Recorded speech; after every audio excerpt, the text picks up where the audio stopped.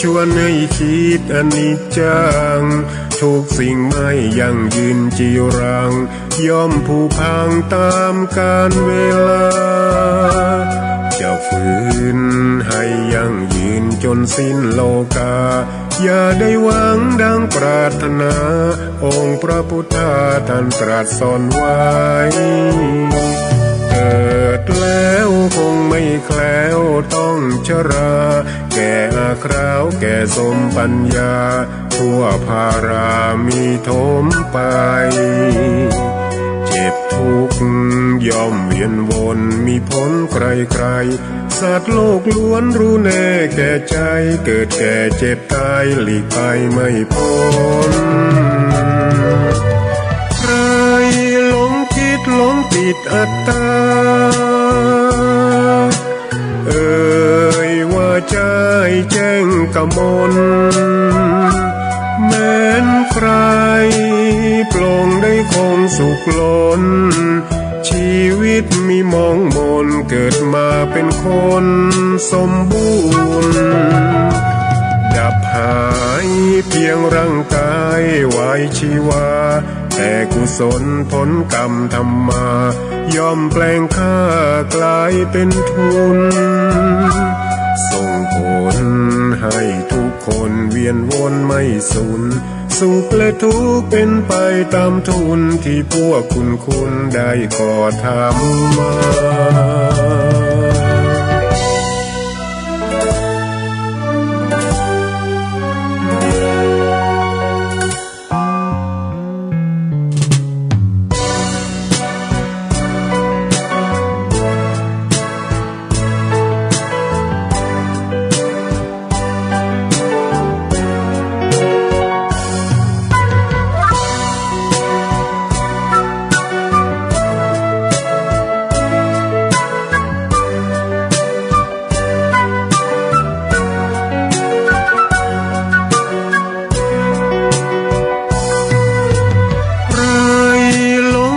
หลงติดอัตตาว่าใจแจ้งกมลแม้นใครปลงได้คงสุขล้นชีวิตมีมองมนเกิดมาเป็นคนสมบูรณ์ดับหายเพียงร่างกายไว้ชีวาแต่กุศลผลกรรมทำมาย่อมแปลงค่ากลายเป็นทุนส่งผลให้ทุกคนเวียนวนไม่สูญสุขและทุกข์เป็นไปตามทุนที่พวกคุณได้ก่อทำมา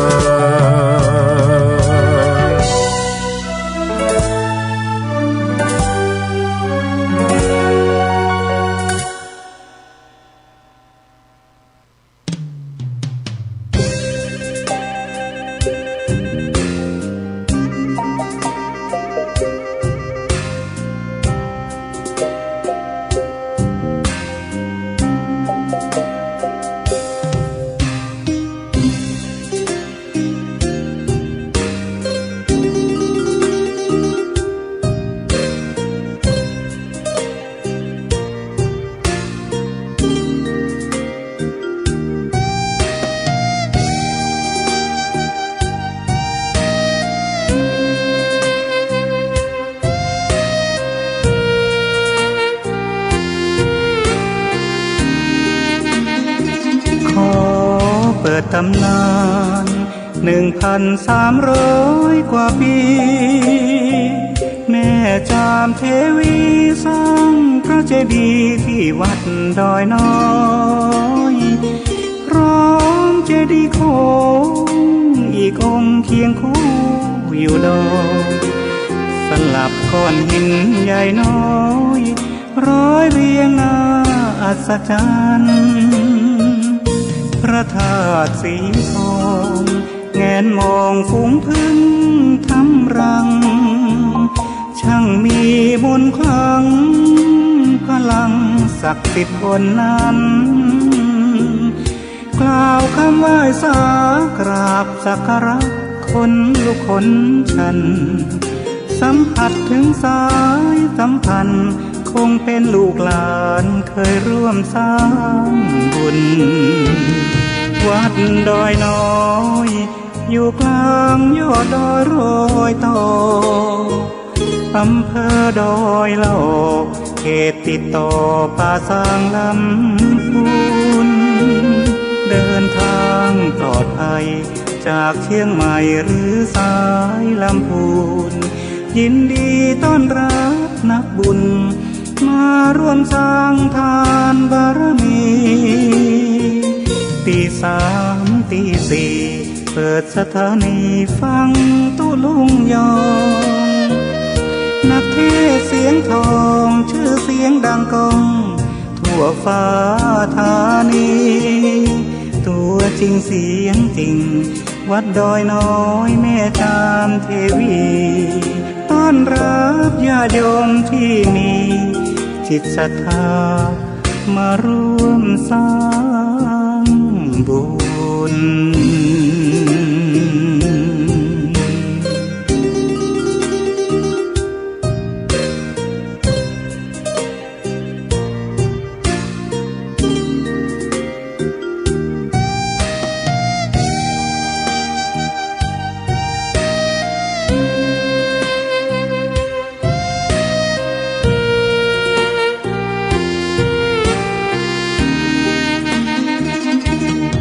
วัดดอยน้อยอยู่กลางยอดดอยโรยต่ออำเภอดอยหลอกเขตติดต่อป่าสางลำพูนเดินทางปลอดภัยจากเชียงใหม่หรือสายลำพูนยินดีต้อนรับนักบุญมาร่วมสร้างทานบารมีตีสามตีสี่เปิดสถานีฟังตุลุงยองนักเทศเสียงทองชื่อเสียงดังก้องทั่วฟ้าธานีตัวจริงเสียงจริงวัดดอยน้อยแม่จามเทวีต้อนรับญาติโยมที่มีจิตศรัทธามาร่วมสร้างบุญ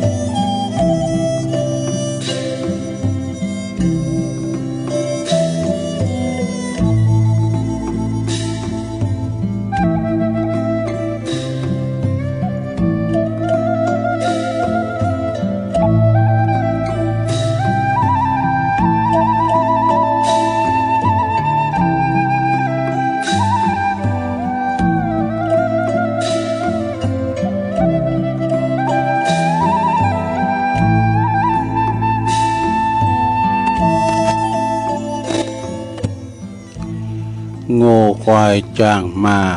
ตายแล้วเหลือหนังดูเขาคุณยังเอาใจการใดยาที่สุดตับปุ๋มปอดใส่คุณเฮาก็ยังกินลำอิ่มต้อง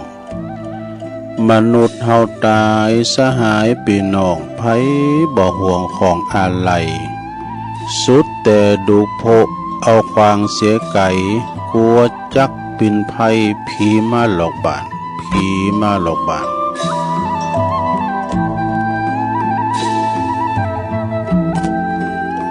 ตื่นเจ้าขึ้นมายิ้มแย้มแจ่มใสทุกโศกโลกภัยหายไปหมดสิ้นก็ขอความนอบน้อมแด่พระรัตนตรัยอันมีพระพุทธพระธรรมพระสงฆ์เป็นสรณะที่พึ่งกราบแนบไต่ไหวสา มายังครูบาอาจารย์พระมหาเถรานุเถระตันเจ้าคณะพระสังฆาธิการพระภิกษุสามเณรเจ้าจุโตนจุองค์กุวัดวาอารามพร้อมตึงสำนักติภักสงฆ์โดย ขอเจริญปอนมายังบรรดาปอออกไม่ออกศรัทธาตันสาธุชน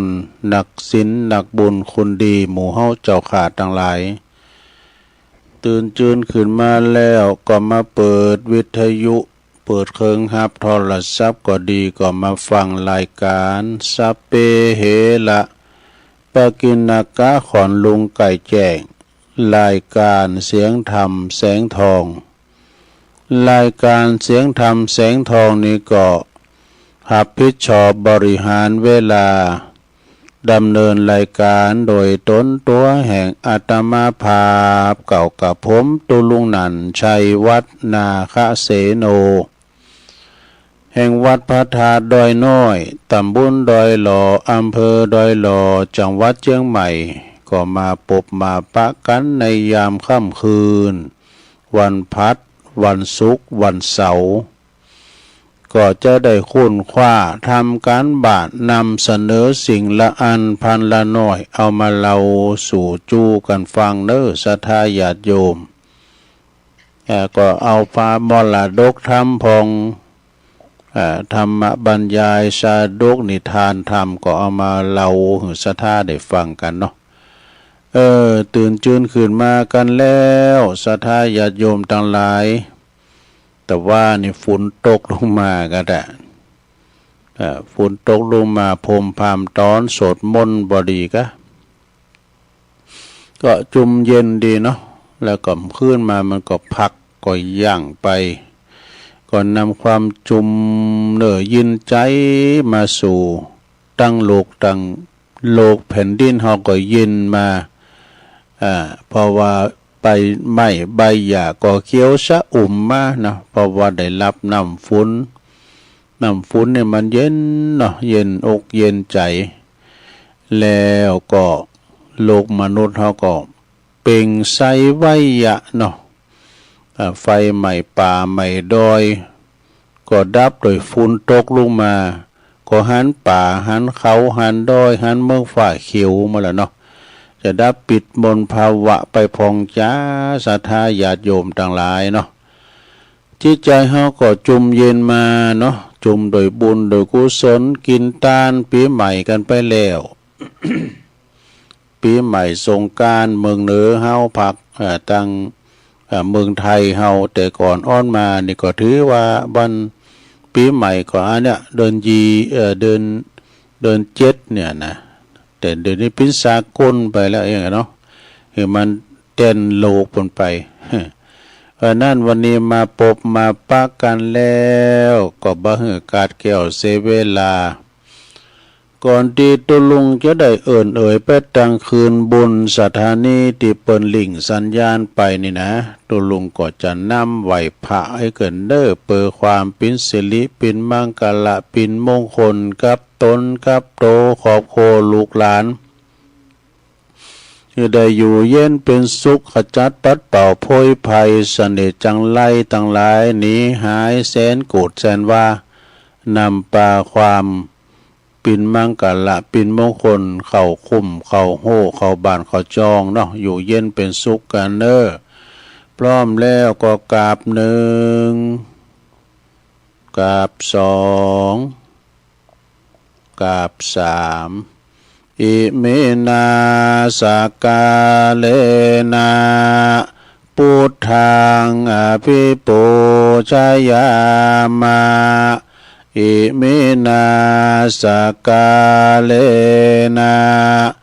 ธัมมังอภิปูชยามาอิเมนาสกาเลนะสังฆังอภิปูชยามาอะระหังสัมมาสัมพุทโธภะคะวาพุทธังภะคะวันตังอภิวาเทมิ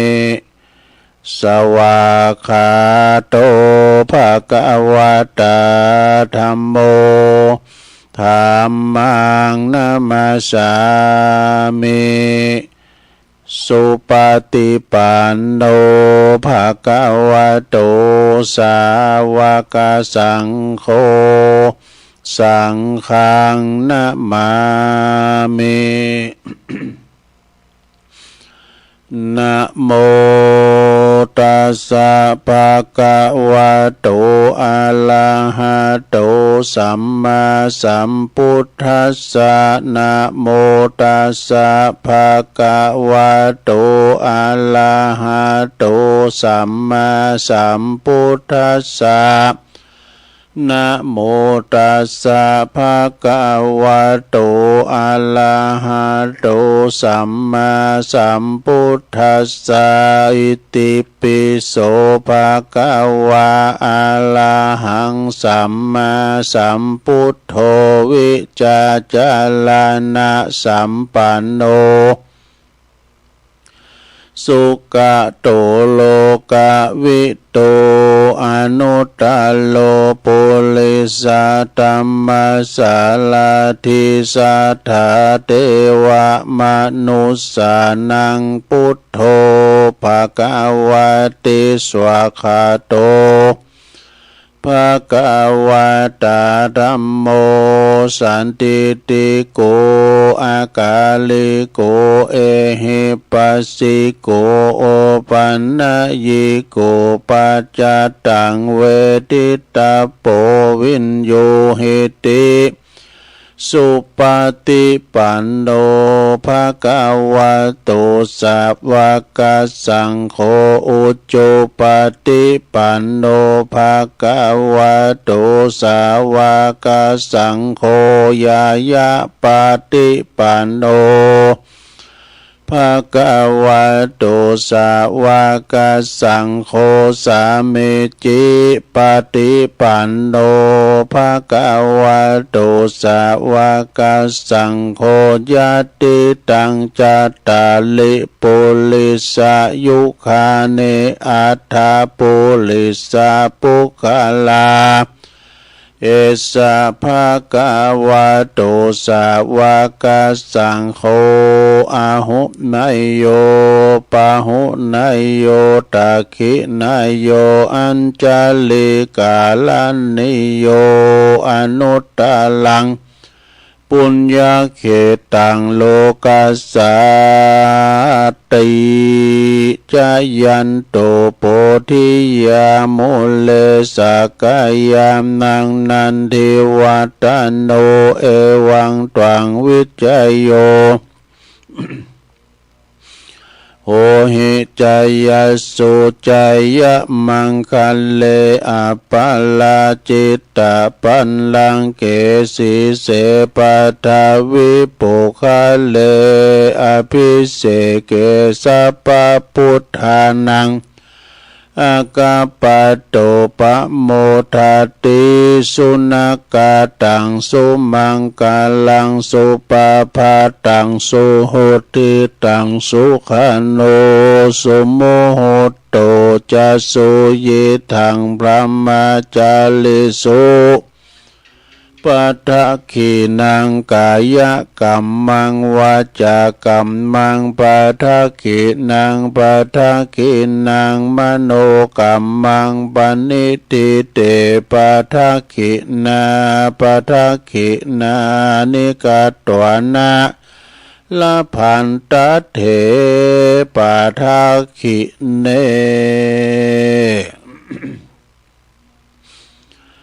สัพพิติโยวิวัจจันตุสัพพะโลกโกวินาศตุมาเตภวัตวันตลายโยสุขิติงกายุโกภวะอภิวาทนาสิลิสานิจังวุธาปจายโนจัตตาโล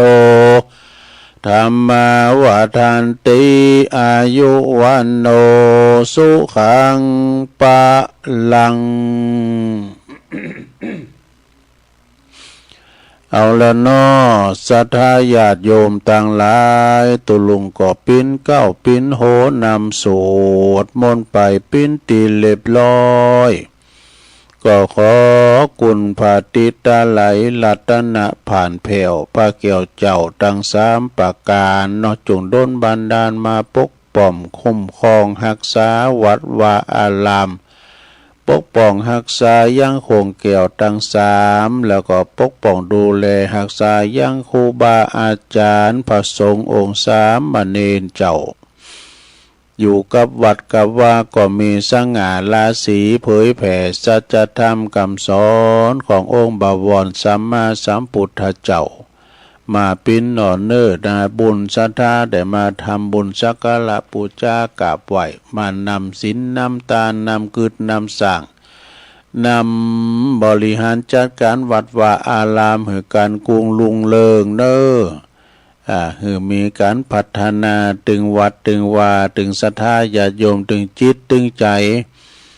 คืออยู่ดีมีสุขกันเนาะพอออกไม่ออกพอหลงไม่หลงก็ขอมีสุขภาพพลานามัยสมบูรณ์แข็งแรงเน้ออยู่ปิ้นลมโพลมใสของลูกของหลานไปเหิงเมื่อนานเนลงเน้อตัวลุงก็ขอเป็นกำลังอกกำลังใจอีปออีแม่ที่เดินเหินไปไหนมาไหนบ้านใดก็เอาวิทยุปิ้นกูปิ้นกีมไปฟังนำฟังธรรมไปในโลงเนอะปอบ้านแม่บ้านจะขับรถขับลาออกคุ้มออกโคก็มีสติก่อนสตาร์ทรถมันหนักมันหลายแล้วว่างตึงรถเปิ้นรถเฮาสมเด็จเฮาขี่ดีๆแต่อย่าเขามาสลับใส่เฮาไว้น่ะเนาะดังนั้นก็จะเจาะเหมาะออกซอยก็ดีออกกองออกตัวโหก็เลี้ยวซ้ายเลี้ยวขวาปลอดภัยไว้ก่อนเนาะระวังสัมผัสที่6นะปนว่านะขอไปดีมาดีเดินทางเขี้ยวขาดปลอดภัยทั้งขาไปทั้งขากลับเด้อ เอาละตอนนี้ไปตุลุงก็จะได้เอ่ยพระตังคืนบุญสถานีแต่ละคืนก่อนเด้อคืนสถานีวิทยุในเครือข่ายที่เปิดรับสัญญาณรายการธรรมะภาคภาษายองช่วงเวลาตั้งแต่ตี 3 ถึง 5 โมงเนอะขอบคุณสถานีวิทยุคืนพระพุทธศาสนาการศึกษาและวัฒนธรรมของวัดฝายหินเนอะตำบลสุเตปอำเภอเมืองเชียงใหม่FM 104.50 เมกะเฮิรตซ์โดยเมตตาบารมีธรรมอาจารย์พระครูสมุพิสุวัฒน์วรกิจโจองค์ขลงในเมืองก็ฟังกันมาแล้วนะครอบคลุมกันหมดคืนนี้คืนใหญ่คืนหลงไปไกลเนอะขอบคุณสถานีวิทยุคณะสงฆ์อำเภอฝางตั้งอยู่ที่วัดพระพุทธบาทอุดมนำบ่อสาวาสำนักวิปัสสนาเนอะFM 100.25 เมกะเฮิรตซ์ในเบตาบารมีธรรมหลวงพ่อท่านพระครูสุจิตานุรักษ์เนื้อหลวงพ่อใหญ่เฮาเนื้อเจ้าคณะอำเภอฝางขอบคุณตุปีเลินด้วยเด้อตุปีจำเลินโชติธรรมโมลิงสัญญาณไปพี่น้องฟังไม่อายใส่ประการก็ฟังกันครอบคลุมกันลงหลายขอบคุณสถานีวิทยุแดนดินถิ่นล้านนาตั้งอยู่ที่บ้านโฮงโงตำบลนำบ่อหลงอำเภอสันป่าตองเนอะ FM 103.50 เมกะเฮิรตซ์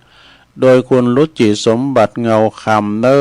ะแล้วก็2เถ่าเฝ้าลานนำบ่อหลงด้วยขอบคุณสถานีวิทยุคืนธรรมาของซุ้มชนวัดห้วยตองซักตำบลคงเป้าอำเภอจอมตองเนอะ FM 98.75 เมกะเฮิรตซ์โดยเมตตาบารมีธรรมอาจารย์พระครูวาปีวรมณิตเด้อแล้วก็ขอบคุณสถานีวิทยุมนเสียงธรรมจากอำเภอแม่แจ่มวัดบุพาราม FM 106.25 เมกะเฮิรตซ์โดยเมตตาบารมีธรรมหลวงปู่พระครูมงคลวิสิทธิ์หลวงปู่ใหญ่เจ้าคณะอำเภอแม่แจ่มขอบคุณท่านพระปลัดอุทัยตึง2อุทัยโดยเนิ่มแม่แจ่มก็ฟังกันมากพวงหลวงหลายแต่เปิ้นบ่โทบ่ได้ ขอบคุณสถานีวิทยุเน็กเนลเรดิโอ FM 96.75 เมกะเฮิรตซ์ตั้งอยู่ที่บ้านโจงตำบลทุ่งกวาวห้างหุ้นส่วนจำกัดอนุสรณ์เรดิโออำเภอเมืองปานจังหวัดลำปางขอบคุณสถานีวิทยุ ชุมชนคนเหนือเขื่อนตั้งอยู่ที่บ้านดุงดำอำเภอฮอดจังหวัดเชียงใหม่ FM 90.75 เมกะเฮิรตซ์ขอบคุณสถานีวิทยุเพื่อการศึกษาและพัฒนาอาชีพ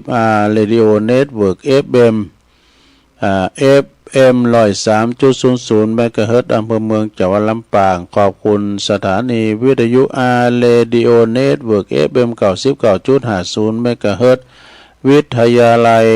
เทคโนโลยีเพื่อการจัดการกฟผ.แม่เมาะลำปางและขอบคุณสถานีวิทยุวิทยาลัยสงฆ์นครลำปางมจรลำปางตั้งอยู่ที่วัดบุญญาวาสวิหารFM 106.50 เมกะเฮิรตซ์นะโดยอาจารย์ดร.จิรศักดิ์ปันลำเป็นผู้อำนวยการสถานีขอบคุณท่านดร.พัชริยาฟองจันตาฝ่ายเทคนิคฝ่ายวิทยุเนาะ ได้ลิงก์สัญญาณไปพี่น้องลำปางเขลางนครเมืองรถมาก็ฟังกันมากโป่งลงลายเหมือนกันแล้วก็พี่น้องบันไก่สีคำเรดิโอจากพูนบันนาเลิงนอกอำเภอเวียงสาจังหวัดน่านบุนะ FM 92.50 เมกะเฮิรตซ์อันนี้ก็เป็นรายนามรายชื่อของสถานีเนาะคืนบุญแต่ละสถานีที่เปิ้นมีน้ำจิตน้ำใจงดงามนำเอารายการครูบาอาจารย์นำไปออกจากสถานีของท่านแล้วก็แผ่พายกระจายเสียงไปหือตันผู้ฟังที่อยู่ตั้งบ้านตั้งจองกันมีเปิ้นก็ไม่ได้ยินสักน้อยสถาน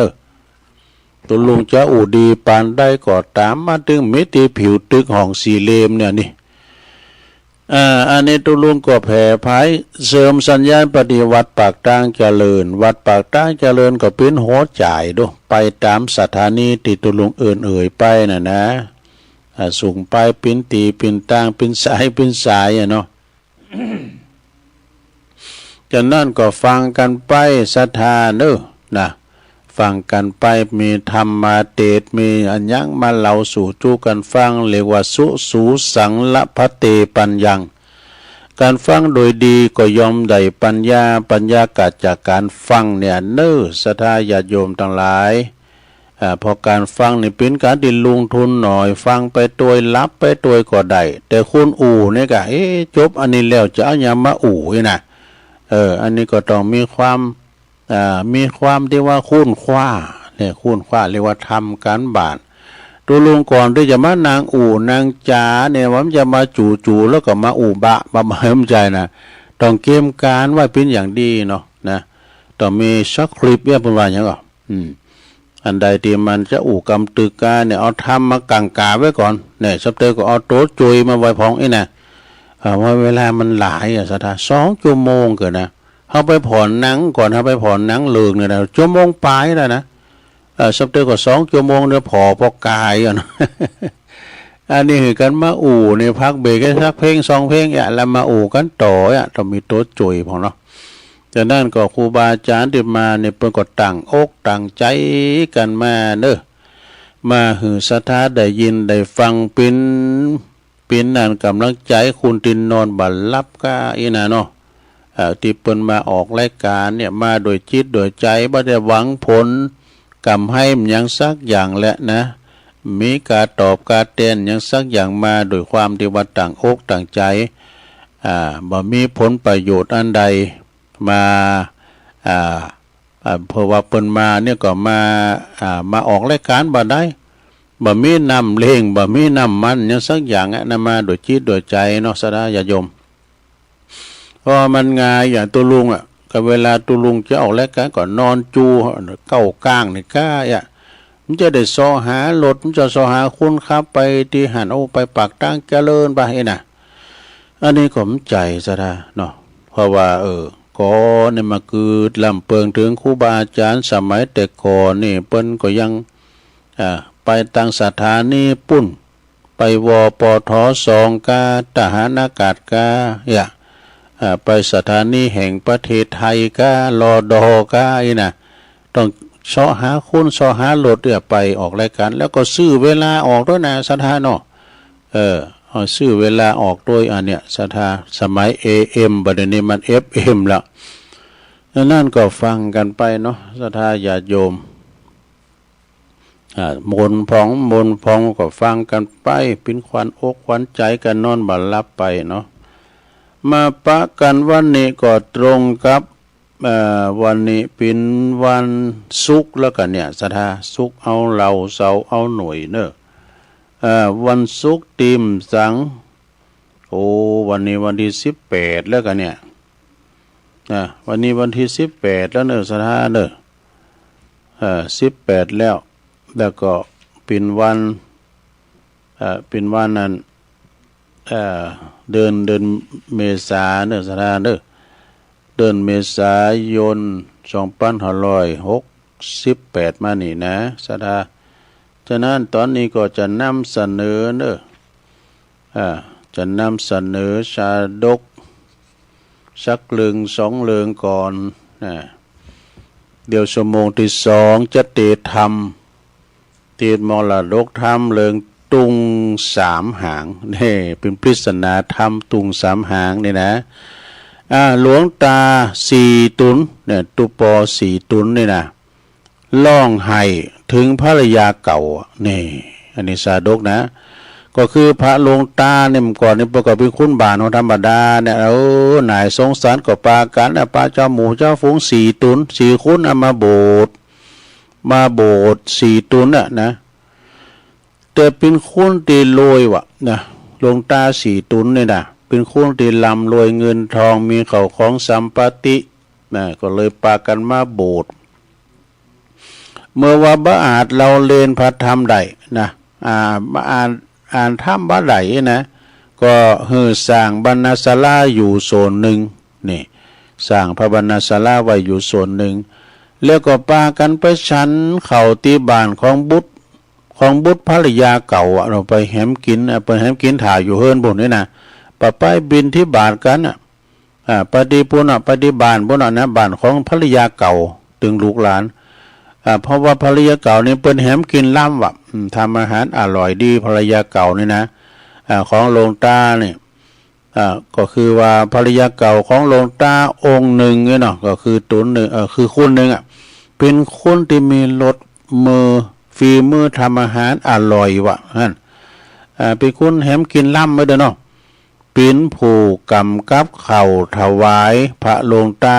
เหล่านั้นทุกวันเนี่ยตุเจ้า4ตุนตุปอเขา4ตุนก็มาชั้นที่เฮิรนนะแล้วอยู่หันมาวันหนึ่งเนอะมีอยู่หันวันหนึ่งเนอะหญิงคนนั้นก็ขึ้นมาตายโดยโรคปัจจุบันทันโดนฝีมือแหมกินลามตายไปเห็นแล้ว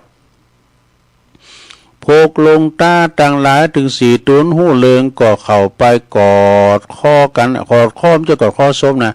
กอดข้อถึง4ตุนบนร้องไห้กันว่าอยู่ที่พระบรรณศาลานะก็นี่เขาจะไม่คิดนะมันจะล่ำอย่างอี้นะกุกพิเศษนี่ก็บนตายไปเลยนะเมื่ออุบาสิกาลดมือดีทำอาหารล่ำตายเสียแล้วนะเมื่อภิกษุตั้งหลายหู้เลิงเนาะตุเจ้าตั้งหลายหู้เลิงจึงไปกราบทูลพระพุทธเจ้าทรงทราบนี่พระพุทธเจ้าบนทรงทราบแล้วก็เพิ่นก็เลยตรัสว่า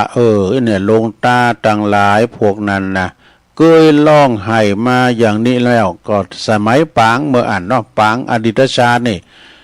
เมื่ออดีตชาตินี่เคยเป็นคือว่าก่อนที่จะมาปิ้นลงตาเขาเนี่ยนะเพิ่นเกิดมาปิ้นก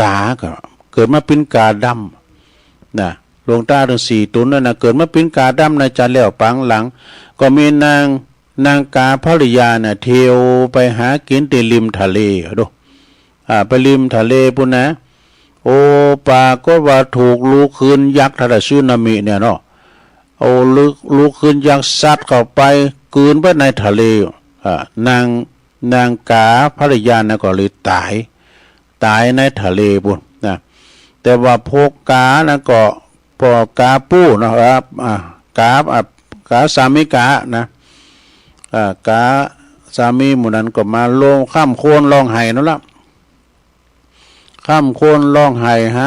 ภรรยาเก่าคือกาอันบนตายไปเนาะก็มาช่วยกันวิดน้ำดูช่วยกันก้อนน้ำทะเลคือมันแห้งนี่วะช่วยกันเอาจะงอยปากมา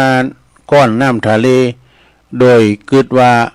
หืนน้ำทะเลนะมันแห้งไปก็จะได้หันกาศพของกาขึ้นมาไอ้ดอกมันเนี่ยมาเกิดใหญ่แล้วเลยได้ทะเลนี่ปรมาหันฟ้ากับน้ำด้านนี้ทะเลคืบกว่าทะเลสอกว่าทะเลพันวานะเนาะจึงมีเทวดาตนหนึ่งเนี่ยมาบอกว่าเอ้ยกาเฮ้ยนะกาเอ้ยพวกเจ้านี่กลางจะฮักให้ก่อนก้ากลางจะฮักเสียเปล่าก้าไอ้นะทะเลนั้นมันกว้างใหญ่นี่หันกับฝั่งกับ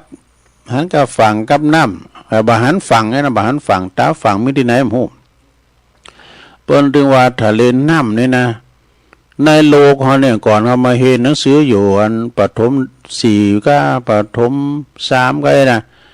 น้ำทะเลน้ำในโลกเขาเนี่ยมันมี3ส่วนดินมีส่วนเดียวดูดินมีส่วนเดียวกันปลาอานนท์มันฟุ้นคิงนี่รู้อย่างจะรู้จะปังได้มันแผ่นดินไหวกำหนึ่งนะเพราะนั้นมันกระทบกระเทือนจึงมีเทวดามาบอกว่า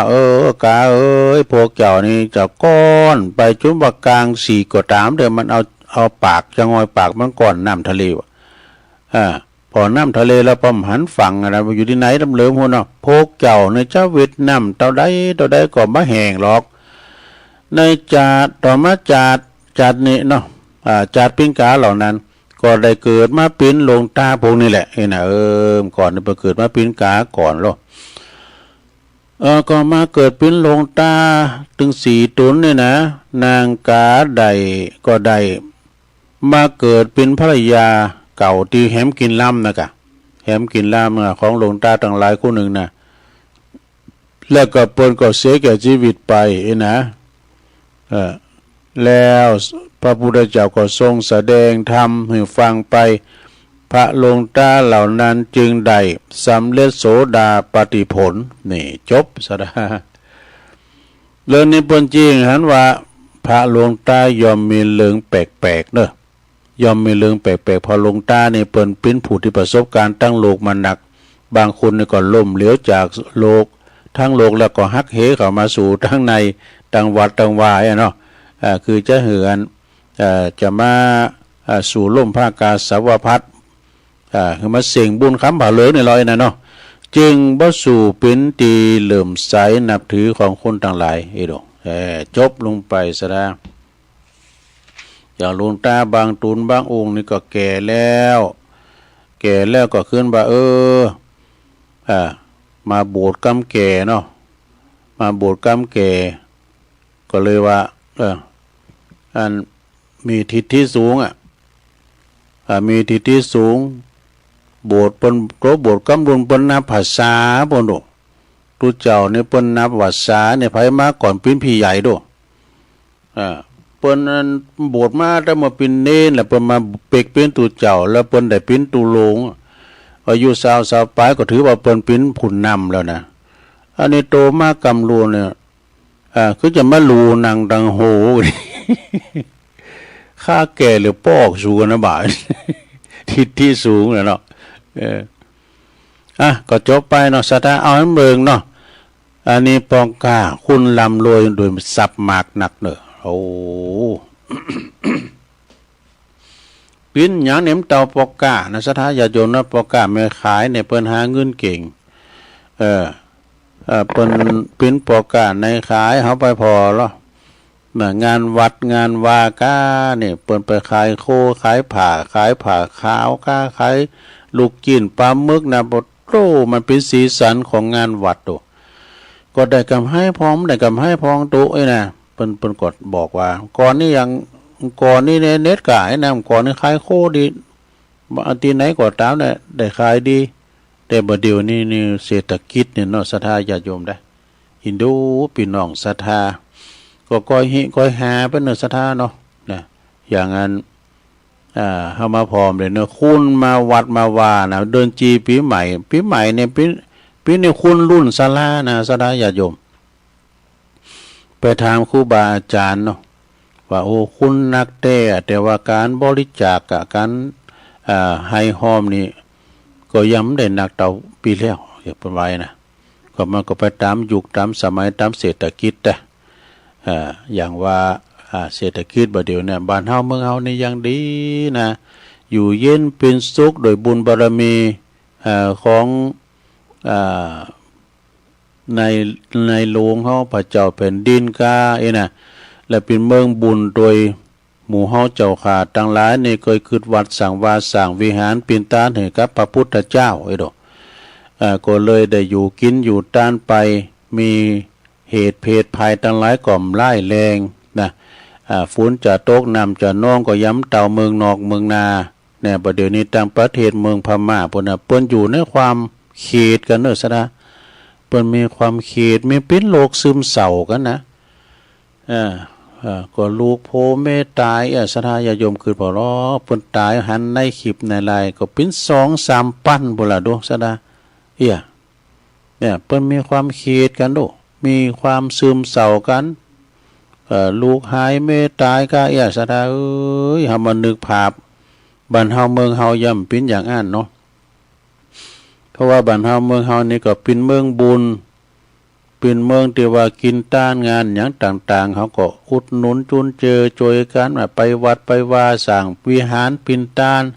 สร้างโบสถ์ปินต้านกำจูศาสนากันไปบุญบารมีอันเนี้ยเด้อปกป้องคุ้มครองรักษาเฮา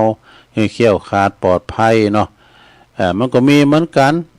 น้ำทุน้ำถากอย่างวัน2 วันก่อนเนี่ยที่ปุ้นห้วยห้อมบ้านห้วยหอมไต่บ้านห้วยหอมเนื้อเนี่ยเป็นบ้านกะหรี่อย่างเงี้ยนะเนาะน้ำมันทุมันถากลุงป่าลุงดอยเปิ้นแล้วน้ำป่าไหลหลากนี่ซะดาเปิ้นอยู่หิมน้ำหิมน้องนี่ก็ระมัดระวังน้ำมันขี่มาบึ้งกำเดียวเนี่ยซะดาเปิ้นก็ไปช่วยกันบ่ว่าจะเป็นคณะสงฆ์อุปโภคบริโภคเนี่ยไปช่วยกันบ้านเฮาเมืองเฮาไฟใหม่ไต่ลามก็ดีเนาะน้ำทุน้ำถากน้ำโถมก็ดีเปิ้นช่วยกันดูอย่างน้อยเนี่ยไฟใหม่ให้ตื่นเนี่ยนะสมมติว่าไฟใหม่เฮิรนศรัทธาเนี่ยหน่วยงานแรกก็คือคณะสงฆ์เนี่ยเด้อเปิ้นจะโลมตูกันเนี่ยโอ้ยเอาของไปหือไปปิ้นกำลังใจตั้งแต่สตังค์ตั้งแต่ปัจจัยเอาไปหอมเปิ้นนี่นะซะนะตัวลุงก็ได้ไปหลายเตือคนที่เปิ้นถูกทุกข์ภัยเนาะเปิ้นมีความทุกข์หน้านี่บ่ยิ้มแย้มแจ่มใสนะศรัทธาญาติโยมพอกันไฟใหม่นี่มันมดเน้อประดาตูไปหมดเอาหยังออกมาก็เติมได้นะอยู่ในกองไฟหมดศรัทธาแม้แต่สุดก็เหลือดูก็สุดมันไปเหลือตุมันจ่อไฟเริ่มหยังนะปิ้นอันใบทะเบียนบ้านก้ามสังกาสตังเอาไว้ปืนเผาเสือซ่อนนะมีอยู่500 ปลายไฟมั่งกับบ่ได้หรอกไปเหลือหยังเหลือผ้าตินเด้อเสือติดตัวนะเอาชีวิตรอดไว้ก่อนนะต้องไปคืนหยังไฟใหม่ยังเหลือตีดินอยู่โจรป่นซิบเตอย้ำเตาไฟใหม่เตอเดียวไฟใหม่เตอเดียวนี่นะมันยังเหลือแผ่นดินไว้การผีการผ่านันสิงและเหลือสักอย่างเปิ้นว่านะตูจะเราเราทำเลิงเนาะนี่ศรัทธาเราทำเลิงหนึ่งเด้อ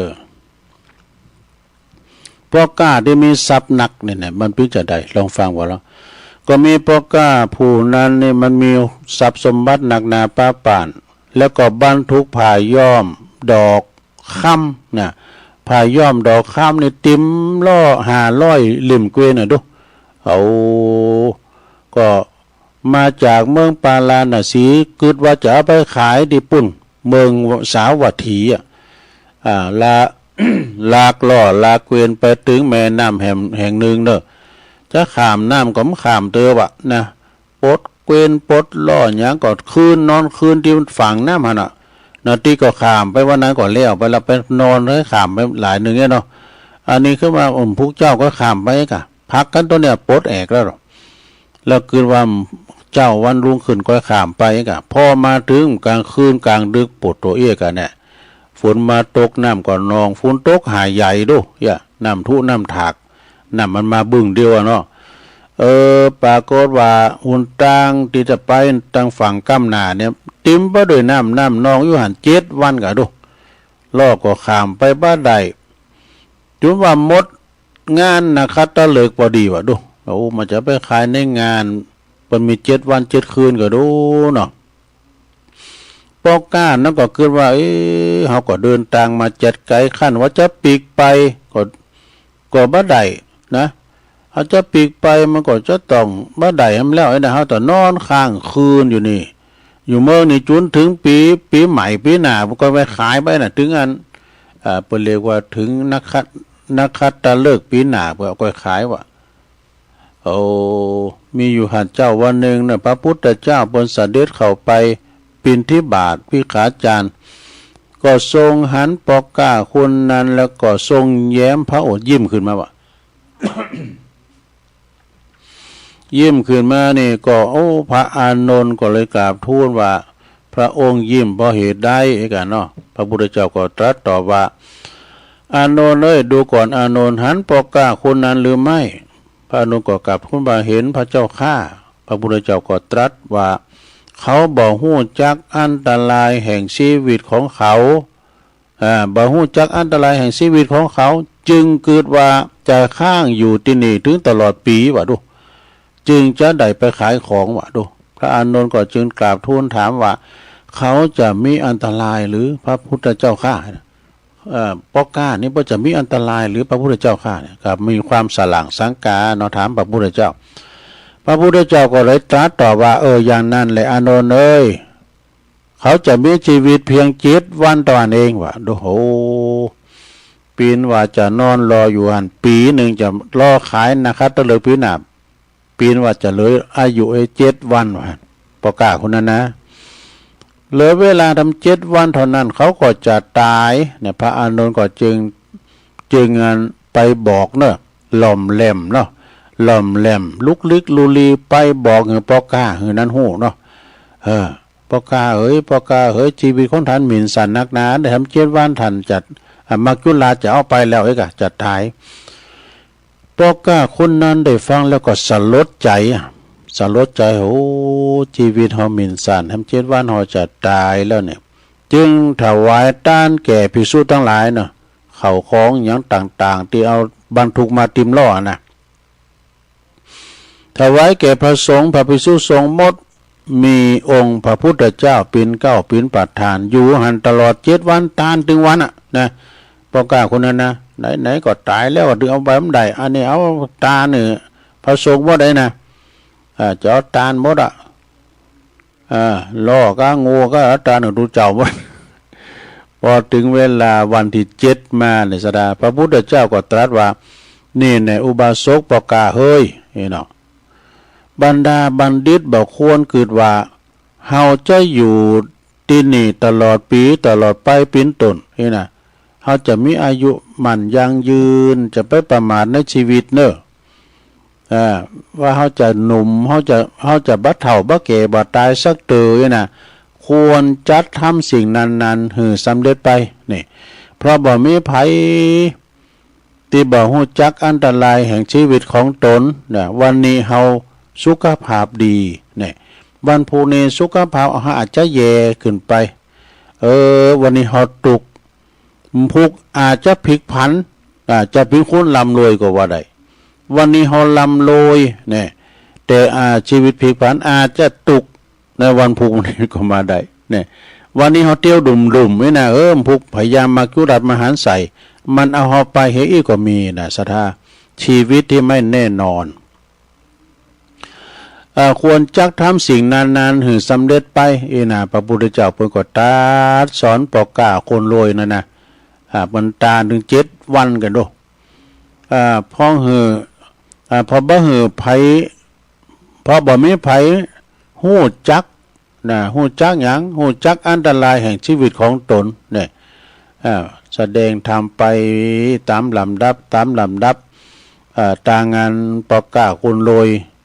ตามปอกาตีเมตไม่ใช่ปอกาตีเมตมันพักเนี่ยปอกานั่นก็ฟังไปนำจิตน้ำใจตามกระแสที่พระพุทธ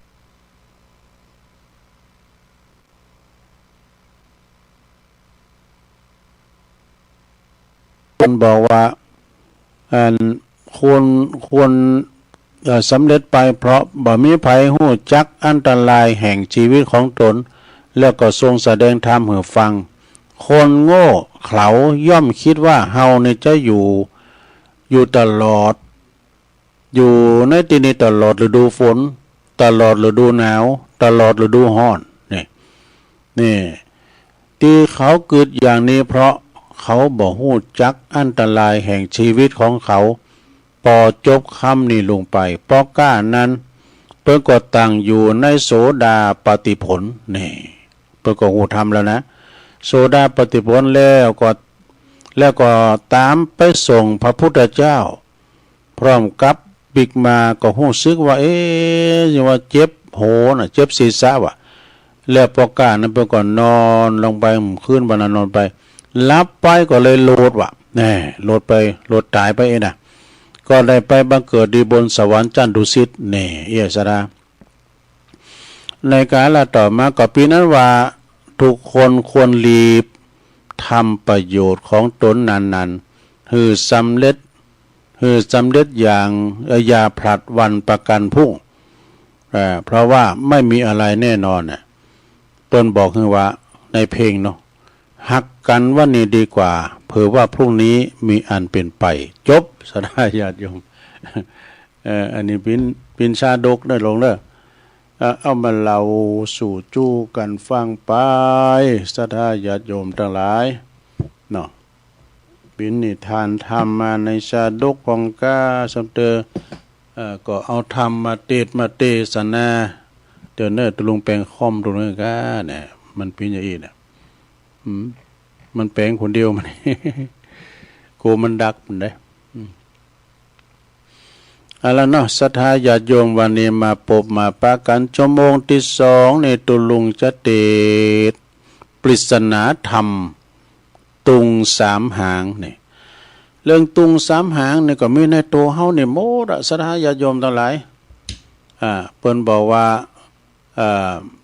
มีอยู่ในตนตัวเฮาเนี่ยเปิ้นเป็นแบบเป็นปริศนาธรรมนะตุง3หางอนิจจังทุกขังอนัตตาเนี่ยเด้อพิจารณาก็เด็กก็อดถาดาฟังกันเนาะศรัทธาญาติโยมวันนี้ก็มีเจ้าภาพเนาะเจ้าภาพก็แต่ว่านี่ก็ไปงานบุญที่วัดหนองเจดีไปทำบุญในประเพณีทรงนำอนุสาวรีย์พระธาตุอธิษฐานของครูบาปอเป่งโพธิโกนี่ครูบาปอเป่งโพธิโกนี่เพิ่นมีอายุถึง90 ปีก็เด้อเพิ่นละสังขารน่ะเพิ่นไปเสงบุญที่วัดหนองเจดีเนี่ยนะสดาครูบาปอเป่งนี่เพิ่นเป็นโยมบิดาคือเป็นปอของครูบา3ครูบาครูบาตุน9นั้นป้วนอยู่วัดน้ำบ่อหลวงวานารามในเมตตาธรรมครูบาอินทจักรรักษาเนี่ยอำเภอสันป่าตองครูบาตนที่2ก็คือครูบาเจ้าพรหมมาพระมจักโกวัดพระพุทธบาทตักผ้าเป็นคนที่2คนที่3น้องล่ะเพื่อก็อยู่ที่วัดพระธาตุโดยน้อยก็คือครูบาคำพิโลครูบาคำพิละนะ 3ปีน้องเนี่ยนะเปิ้นเป็นครูบาโมดสนะแล้วก็ครูบาปอเป่งนี่เปิ้นเป็นโยมปอและเปิ้นปั่นปลายสุดท้ายเปิ้นมาโบสถ์ในพระพุทธศาสนานะอยู่จนถึงอายุ28 พรรษาฮะเนาะ90เปิ้นอายุ90 ปีละสังขารนี่ก็ว่าก็คุณนักคุณหลายเปิ้นยกจอฟ้าอาจารย์ท่านพระครูใหม่ไปแดงเหมือนกันเด้อท่านประหลัดศิวนัสเมธีปโชโตนี่นะเปิ้นได้แต่งตั้งเป็นพระครูสัญญาบัตรเจ้าวัดราชชันโทในราชทินานามที่พระครูบัณฑิตธรรมวัฒน์นะดอกชื่อเปิ้นงามก็มานี้ไม่มี ครูบาอาจารย์ก็หลายตุนเนาะพระเดชพระคุณท่านเจ้าคุณพระเทพรัตนนายกเจ้าคณะจังหวัดลำพูนเปิดมาเป็นเก้าเป็นประธานพร้อมถึงคณะพระสงฆ์หลายก็หลายตุนวัดป่าน้องกีดีนี่เปิ้นมีประเพณีมาแต่หึงอะดูตั้งแต่สมัยตุลุงยังโบสถ์เลยเนี่ย สมัยอาจารย์สาธิตเนาะท่านเจ้าคุณซีโนน่ะนะเจ้าคุณซีโนเปิ้นมาไปมาแปลงหลายอย่างดูเอาละเนาะศรัทธาญาติโยมทั้งหลาย ตุลุงจะพักกันเด้อเดี๋ยวกันเด้อคอมตุลุงเป็นอย่างใดพุ่นนะเดี๋ยวกันโซหาเพ่งป้าไอ้กาเดี๋ยวกันเด้อเขาได้อยู่อันนั้นมันลบเลยเอาละพักกำเดียวก่อนเนาะศรัทธาเดี๋ยวตุลุงจิบน้ำก่อนเดี๋ยวมาพักกันชั่วโมงที่2เนาะเจริญพร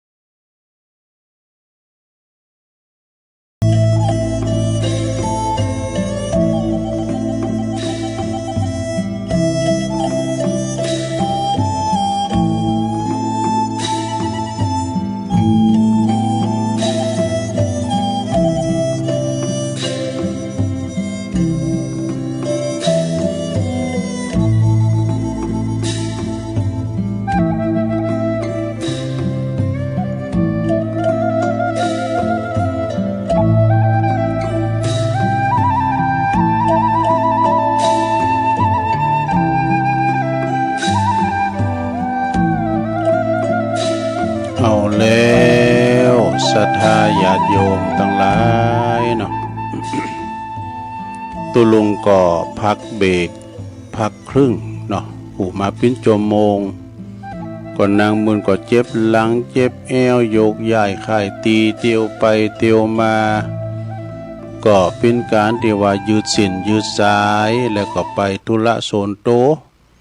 มันละมันนั่งอยู่นี่คนเดียว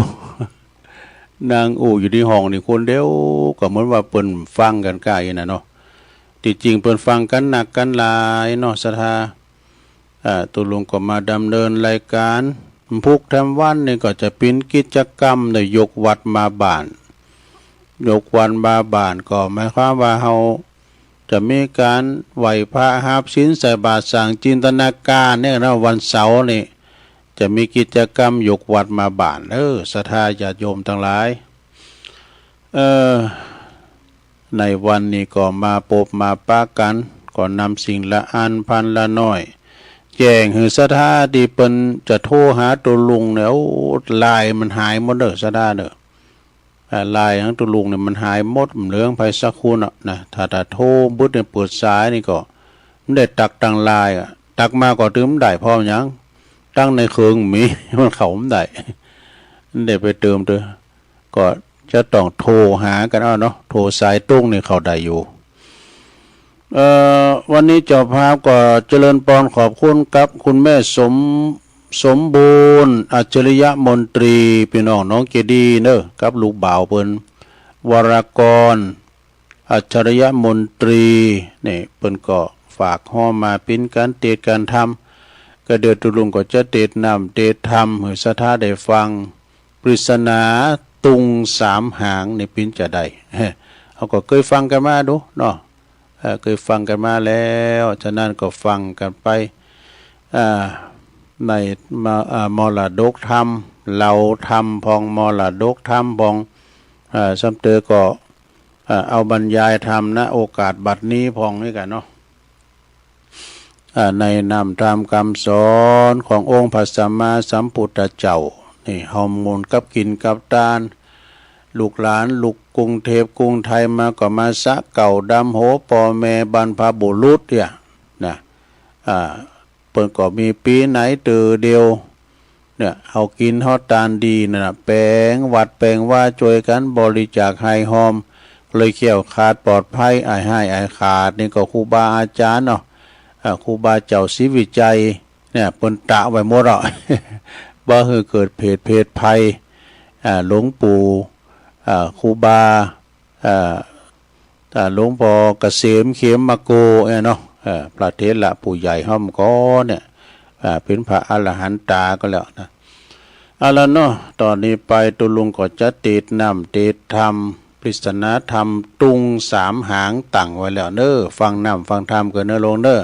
เดี๋ยวก็มาปั่นป้อนดำกำเน้อเจ้าภาพก็ฟังเน้อไอ้วรกรนี่เนาะแม่สมบูรณ์อัจฉริยมนตรีเนาะฟังกันไปเน้อศรัทธา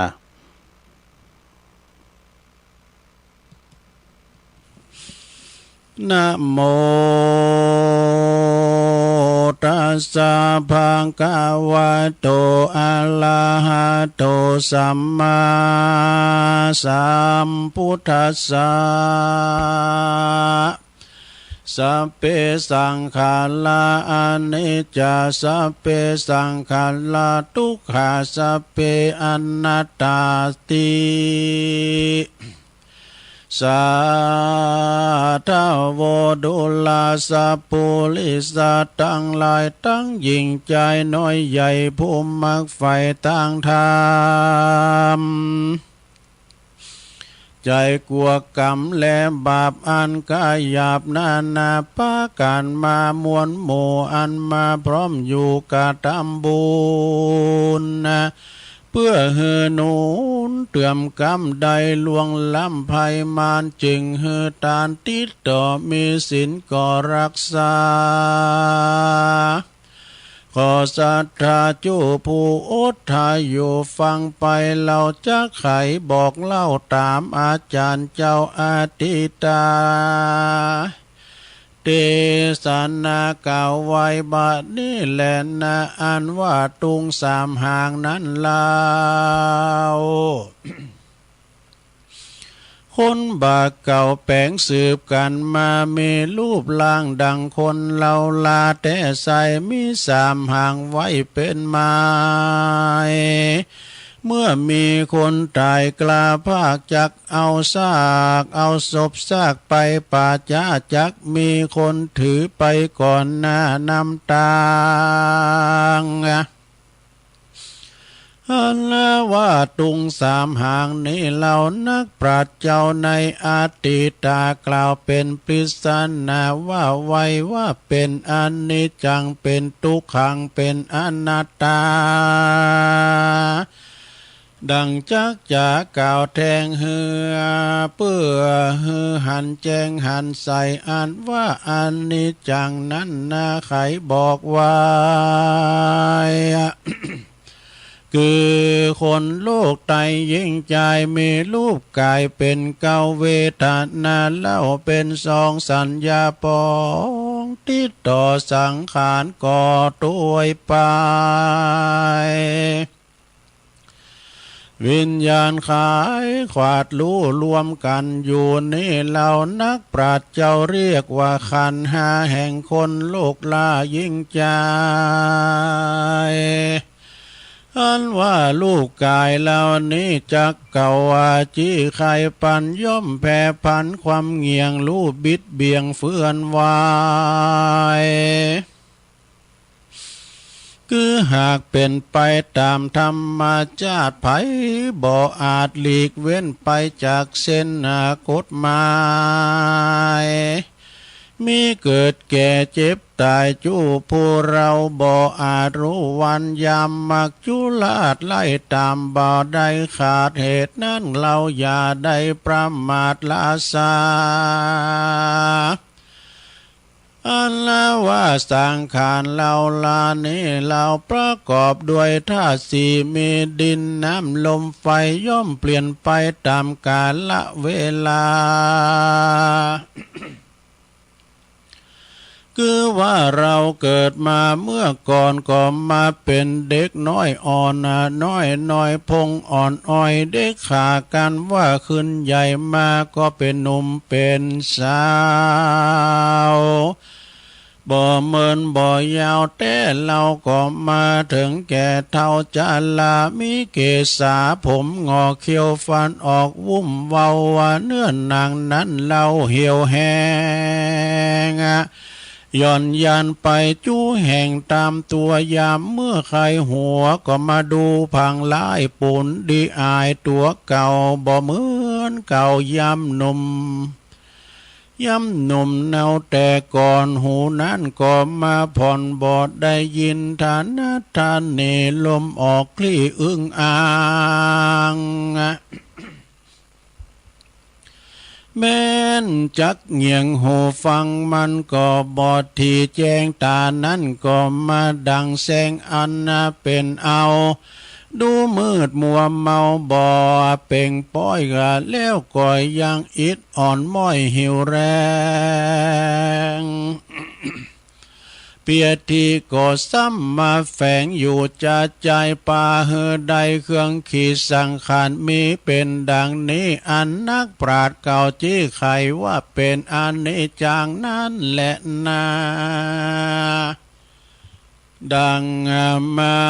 ดังหันมานั่นใส่เห็นผาใหญ่ดอยกว้างก็ยังรูดแตกมั่งเปปังล้วนเป็นอนิจจังเสียงไข้ ไม่น้อยใหญ่ดงดานสิ่งมีวิญญาณและบ่มีวิญญาณหลายและล้วนแล้วแต่เป็นอนิจจังลู่เปปังความเงียงบ่มันเตี้ยงเววนจุ้มหมู่คนโลกไตสัตว์น้อยใหญ่ทั้งหลายเกิดตายดังในพระเก่าจี้เป็นคาถาว่ายังกินจิสมุทัยธรรมังสัพพันตังนิโรธธรรมังว่าสิ่งของอันมีในโลกใดเมื่อเกิดขึ้นใดในเบื้องต้นหัวตีย่อมมาอยู่ดี ตั้งอยู่ดีย่อมแปรผวนเป็นขาจวนแตกมางบ่เหลือค้างแต่ข้าจ่ายต้านต่างลายมวลหมู่จงพลัมรู้ตามธรรมเหตุนั้นพระองค์คำตนโยดโยเตสันนาโพดกล่าวจี้อันว่านี่แหละคือสังขาร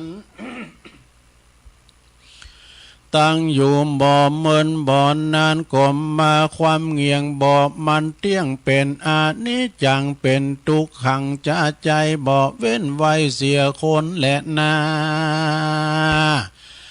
ตุงทางทัดแต่นั่นไปนักปราชญ์กล่าวไว้ว่าเป็นทุกขังพุทธาพระพุทธทางต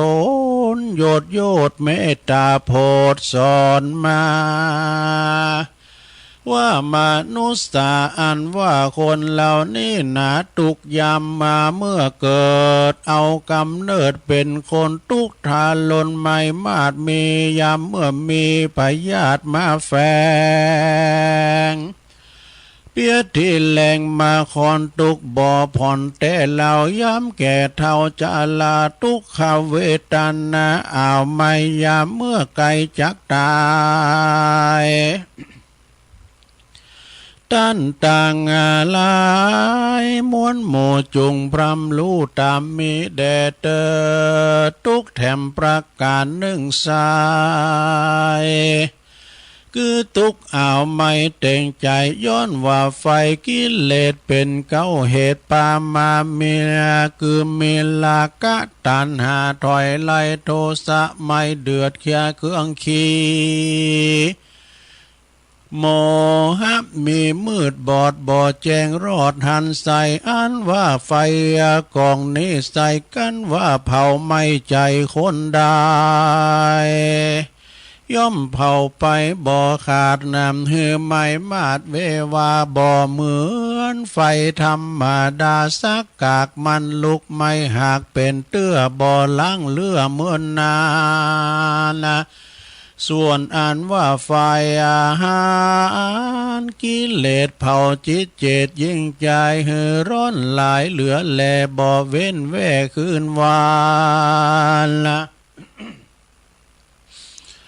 จองจักจองวันจะใจเหือเอาไม่เครื่องขี่ตุกจักหนีกลาดกร้อยย้อนกิเลสถอยกิเลสถอยหายหนนั่นแหละนาแถมปาการหนึ่งเหล่านักปราชญ์เจ้าสอนมาว่าคนอนาถายากไลแอวเตียวว่าไตขอตานเป็นอันนาทุกผ่านต่ำกอยทุกจองหอยเครื่องขี้จุ้มคนมีก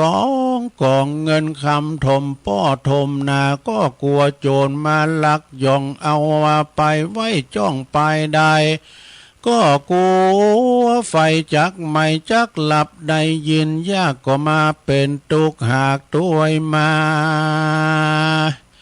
คนอนาถานั้นเล่าว่าคนมั่งเตาถมทองก็เป็นตุกกองอันใหญ่ตุกเอาไม่เสมอกันนั่นแหละนาแถมประการหนึ่งใส่คนโลกไตสงสารมีอุปาทานยึดมันว่าอันนี้อันนั่นก็มาเป็นของกูบ่ได้พิจารณาดูสันติฮือแมนที่กองดีทุกย่อมนี้ทุกย่อมมีมาก่อฮือปั้นปอเตงใจการเองในกึดไว้ป้อยบ่ได้ดังหวังทุกป่าปังไม่เดือดเตียนย่อมเกิดตัวมามีโยธาสักใหญ่กลัวจักใดหายสูญมีลาบนูนหลายลากลัวจักพลากไกลกลา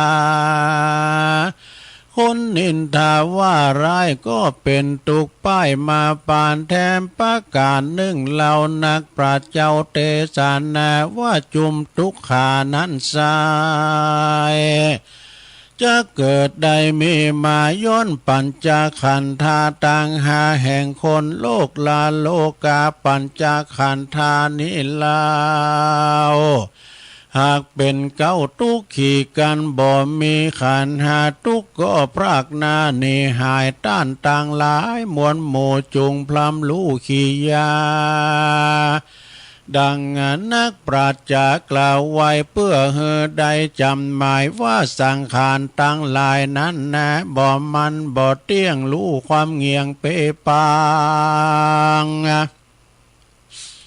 เป็นอานิจจังเป็นทุกขังอยู่ใจนั่นแหละนาห่างตุงทัดนั่นไปนั่นใส่คือหากมาได้พิศนาธรรมว่าสัพเพธรรมาอนัตตาอันว่าธรรมต่างหลายเป็นอนัตตาบ่อันว่าปัญจขันธาตังหาแห่งโลกแห่งคนโลกลาสงสารเป็นทุกการกอดตังแห่งทุกทางตัวมาลู่เปปายาแยกลู่มั่งแต่ขาดใจอันว่ารูปกายแห่งเรานี่ลาวบ่ใจของเฮาเตี้ยงแต่สัจจะเน่เป็นตาลาหากยืมปื้นมาใจเป็นเตื้อใจเป็นใจเป็นเมื่อเป็นข่าวบ่เมินบ่ยาวสักกาเจ้าจักงากลาพลากม้วยมั่งก็บ่เหลือข้างอันใดจักเป็นขีดเต้าไปสู่ลงดินสูญใส่หินต่ำไตบ่เว้นไว้ยิ่งใจแต่เตียนย่อมตายจูผูบ่เว้นวู้กู้เสียคนย้อนอาตาตนบ่ใจตัวตนตัวเก่าแม่นจักบังคับเล่าสันได้ก็บ่เป็นไปดังเกิดไว้บังคับมันบ่ได้แต่ดีลีดังบาลีกล่าวไว้ว่ายังทุกขังทันนันนัตตาดังนี้เป็นตนอันว่าทุกขังหลายแลอันเป็นอนัตตาแต่ดีลีรูปดังรูปกายเรามีนี่ลาวบ่เฮอมันแก่เท่าจาลาบ่เฮอพยาเปียทิมาถูกต้องในแห่งห้องอินทรีย์จังงานหนาวร้อนมีนั้นใส่ก็ห้ามมันบ่ได้สันใดจักกาไกลาพลากตามมันหากฎหมายต้านต่างหลายมวลหมู่จู้ผู้จุงพรำรู้ตามธรรมมาฟังแล้วจำจุดจือไว้เอาเป็นไม้ไตน้ำต่างว่าตุงสามห่างนั้นเหล่านักปราชญ์เจ้าอาติตาเก่าเป็นปริศนาว่าเป็นอานิจจังเป็นทุกขังเป็นอนัตตาอานิจจังนั้นนะบ่มันบ่เตี้ยงมันทุกขังนั้นก็มาเป็นทุกหนักหนาอนัตตาแถมเล่าคือว่ากายาเนเล่าบ่ใจเป็นของเฮาบ่ใจของเขาสักกากตามมันหากปาไปบ่มีไผเต้ใส่บังคับมันบ่ได้เป็นตาลาตาสมาเหตุนั้นเราสัตตาเราเตาต่างหลายมวลหมู่ยานับอยู่นับกินเฮือมมีศีล58ได้อาจารย์แขวดตัวไปเพื่อเป็นปัจจัยเตรียมกรรมเฮือใดหลวงล่ำเครื่องขีการตายนี่กาพลากดับจิตจากเมืองคนเฮือใดเอาโตนไปเกิดจันฟ้าเลิศเมืองสวรรค์สุขนิรันดร์ชื่นจอยดังไฟห้อยผาฐานนาขอสัตตาจูภูมวลหมู่ทวนนากู้ยิ่งใจสุขสบายเตี้ยงเต้าตุคำเจ้าสวัสดีแด่เตนิติตังขียาสังวานาวิเศษจาห้องเหตุ กล่าวอย่างปริศนาธรรมตุงสามหางก็บางโกมโสมเรสเด็จแล้วเต่านี้ก่อนแลสาธุสาธุสาธุจบลุงไปศรัทธาญาติโยมทั้งหลายตุงสามหางนี่ศรัทธามีคุณมาถามว่าตุงสามหางแปลว่าอย่างตุก็พระพุทธพระธรรมพระสงฆ์นะกันมันก็ถูกโยนะมันตรงประเด็นไหนเนาะคือว่าอนิจจังทุกขังอนัตตาว่ะนะเพื่อก็แปลได้หลายอย่างตุงสามหางปริศนาธรรมในมรดกธรรมปืนเมืองเน้อศรัทธาอนิจจังบะหมั่นบ่เตงหูความเงงไปมาเนาะทุกขังอนัตตามีโตตนนะวางเปล่านะสามอย่างนี่นะศรัทธาญาโยมประวัติไตรลักษณะอีกว่าไตรลักษณะก็เรียกอนิจจตังอนัตตาอย่างนี้นะเปิ่นก็ว่ามันเป็นของที่บัดเตงแต่แน่นอนเนี่ยเพราะว่าอนิจจังไอ้นะเนาะมันก็จำเตือเขาจะถ่าฟังเนี่ยน้อยวันนี้ตุไปไหนให้ดักวิทย์เนี่ยอนิจจังแต่น้อยว่ามันได้เอาเครื่องถ่ายทอดไปสักกรรมไปเซนต่ออาจารย์พระครูเขาพักกับนักตุนมันเพียแล้วไปวันค่ำเลยนะอาจารย์เนี่ยเป็นดีกับเป็นนอนในรถมันก็รับไปนะมันตุลุงพอแม็กไหม้ปะมันขึ้นน้ำไข่หันอย่างเด้อขึ้นแล้วก็บอดดึกนะแล้วก็จบไปเราศรัทธาญาติโยมทั้งหลายนะติดนำติดทำไปมรดกธรรมสัพพะทานังธรรมะทานังชินาติก็ขอยกบุญกุศลนี่ทำกรรมเนื่องเจ้าก็ลืมประกาศไปคือว่าไอโอนนี่เปิ้นอยู่ปุ่นสันมะกรูดสันโก้เนาะสันเราไอโอนนี่เปิ้นปีนอบตเลยไอโอนเปิ้นก็ได้เสียแก่ชีวิตไปอันนี้ก็อันต่างตุปิกอบ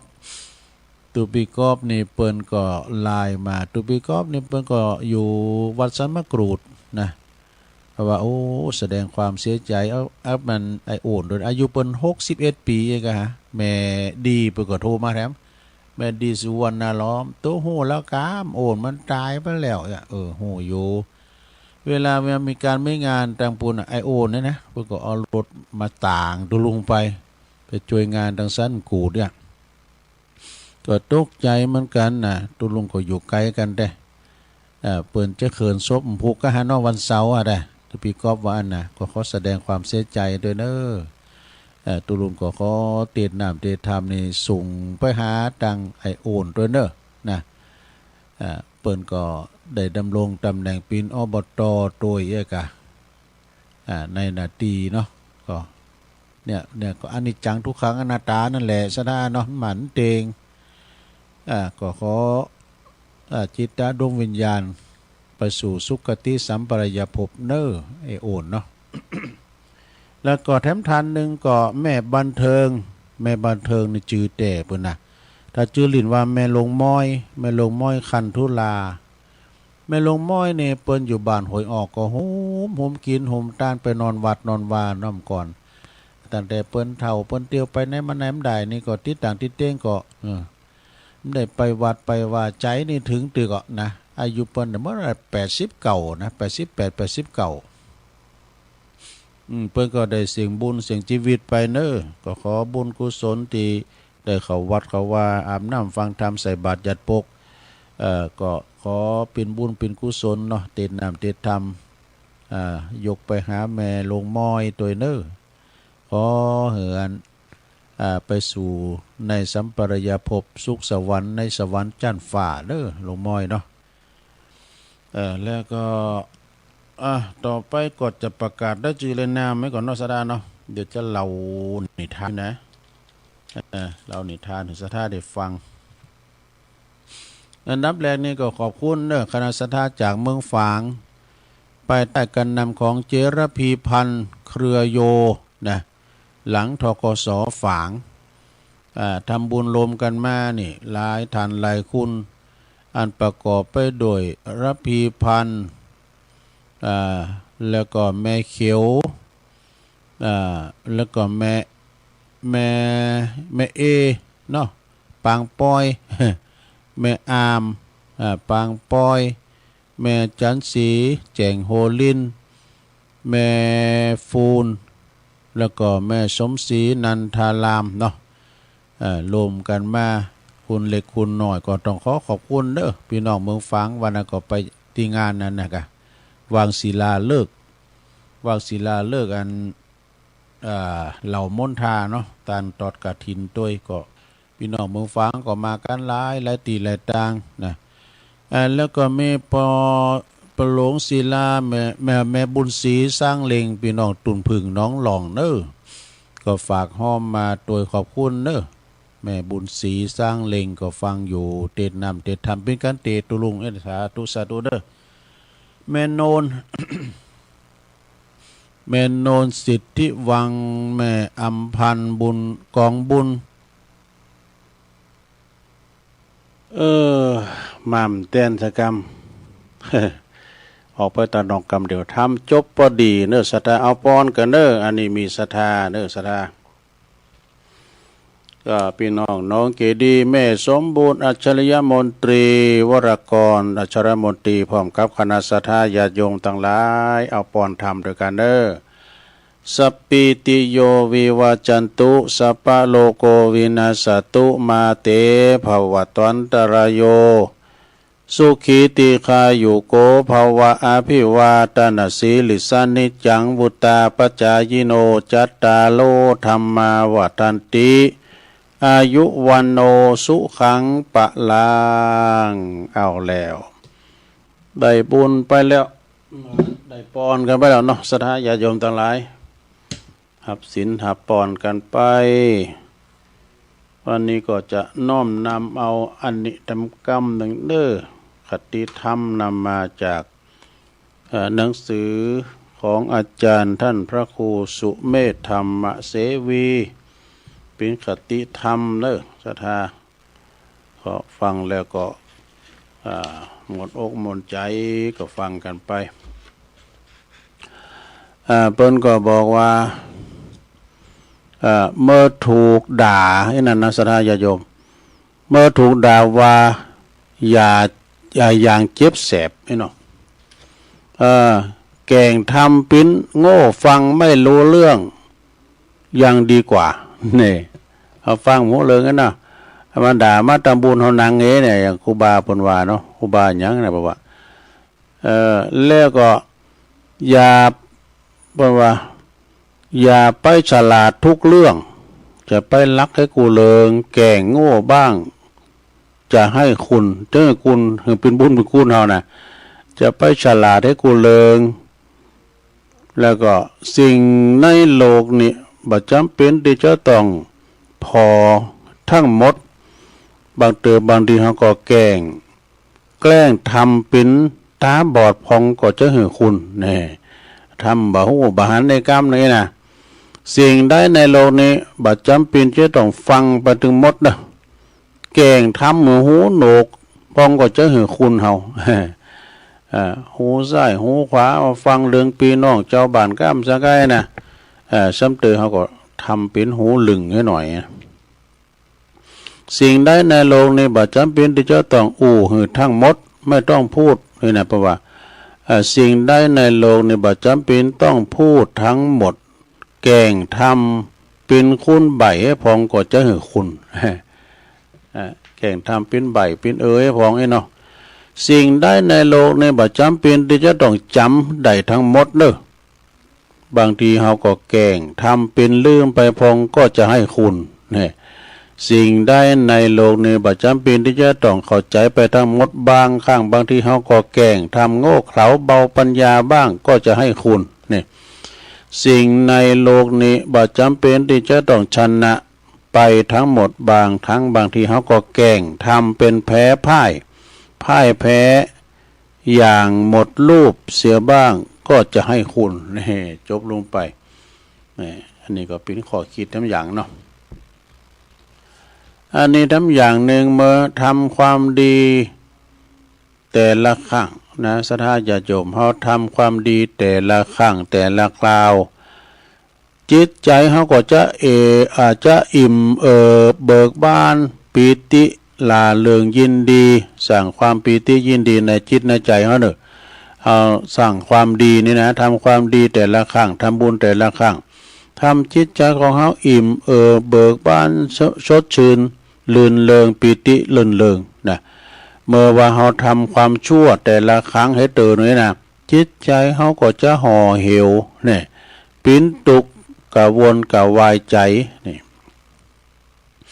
ก็สิ่งต่างของความดีนั้นสว่างสวัยนะสวยสดใสสิ่งทางของความดีนะเป็นทางที่เป็นสดใสสว่างสิ่งทางของความชั่วนั้นมันทึบหม่นหมองเนี่ยอับทึบหม่นหมองมันมืดมนเนาะอนทการนะแล้วเพราะว่าความดีเมื่อทำแล้วผู้ทำนั้นยอมภูมิอกภูมิใจภูมิอกภูมิใจสดใสลาเริงจิตใจก็เป็นสุขลมเย็นเนอะจิตใจเฮาก็เป็นสุขลมเย็นสดชื่นเบิกบานอานิสงส์ของการสั่งความดีนั้นคือความสุขใจก่อนอื่นเนี่ยมีความสุขใจก่อนอื่นหลังจากนั้นก็จะนำมาซึ่งความประเสริฐอีกมากมายเนี่ยใจยอมเป็นที่สำคัญที่สุดของมนุษย์เนี่ยใจเป็นนายกายเป็นเบาอย่างที่ว่านะเนาะใจดียอมเกิดผลดีที่สุดนะใจเสียยอมเกิดผลเสียที่สุดเมื่อใจเมื่อทำบุญชั่วเมื่อทำชั่วด้วยใจยอมเสียเมื่อ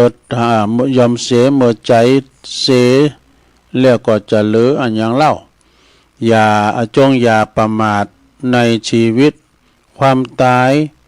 มีความตายก็ลุนและลุกลนเข้ามานะจะเอาอันยังเป็นตีปึงใดนี่จบไปทำบทหนึ่งเลยสดาเอายังมาเป็นตีปะตีปึงในใจเฮาเนาะศรัทธาญาติโยมทั้งหลายอันนี้เราปิ้นจะได้ศรัทธาญาติโยมทั้งหลายทำบทหนึ่งเป็นมีไว้จะได้ทำบทนี้เป็นว่าคุณทั้งหลายสอบลืมคุณที่สำคัญที่สุดชีวิตเนี่ยคุณทั้งหลายนะบางทีก็ลืมคุณปอลืมคุณแม่ผู้คอยอุปถัมภ์ผู้ให้กำเนิดเกิดมาน่ะคนทั้งหลายในสอบลืมคนที่สำคัญที่สุดของในชีวิตเฮาเนี่ยผู้ที่เคยช่วยเหลือเฮาทุกเรื่องเฮาจึงบ่ใส่ใจเนี่ยอย่างปออย่างแม่เฮานี่นะเฮาคิดแต่จะเอาใจคนอื่นเข้ามาเฮาจะเอาจิตใจคนอื่นเขาคนอื่นบ่เคยสนใจคนตีปิ่นโหงปิ่นใยเฮาตลอดเวลาเขาช่วยเฮาด้วยน้ำใจหักอันบริสุทธิ์นี่น้ำใจหักอันบริสุทธิ์เลยเขาก็หันเขาเป็นของตายหันเขาเป็นของตายที่เฮาบ่ต้องสนใจใส่ บ่ต้องสนใจใส่ใจเลยก็ได้บุคคลผู้หนึ่งเกิดจะปลูกต้นไม้เนาะคือจะปลูกต้นไม้แต่ว่าค้นคว้าแต่การบำรุงกิ่งใบบอกเคยบำรุงตั้งหากก็หากมันนี่ก็สำคัญเนาะเอาปุ๋ยใส่ที่ไหนปุ๋ยก็ใส่ตั้งหากว่าเนาะน้ำก็โหดตั้งหากเนี่ยบุคคลผู้นี้คือคนโง่เขลาเบาปัญญาเนี่ยไปบำรุงกาเก้ากาใบน้ำใส่ใจตั้งหากนี่นะหากมันสำคัญคนโง่จะไม่สนใจบำรุงคนที่เป็นต้นเหตุแห่งความเจริญนี่คือแต่จะเอาอกเอาใจคนอื่นโดยที่บ่เคยใส่ใจ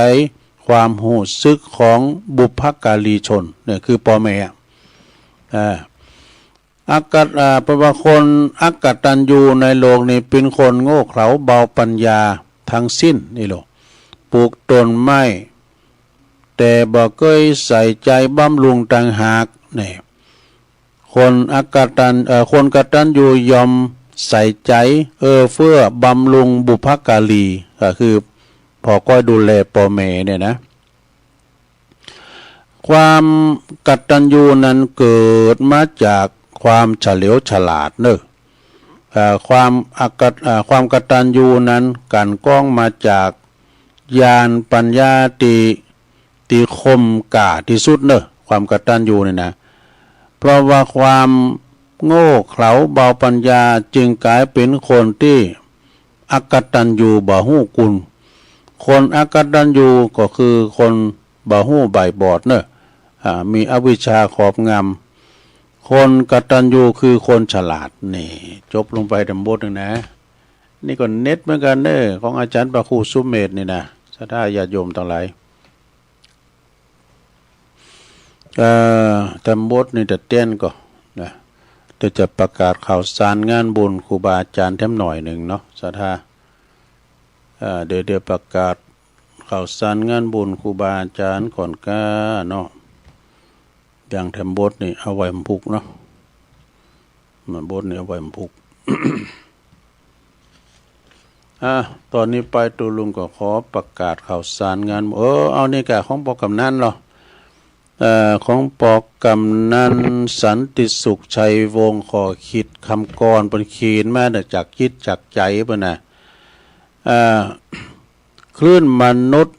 สุดวุ่นวายสิหายกันเนาะด่าทุกวัน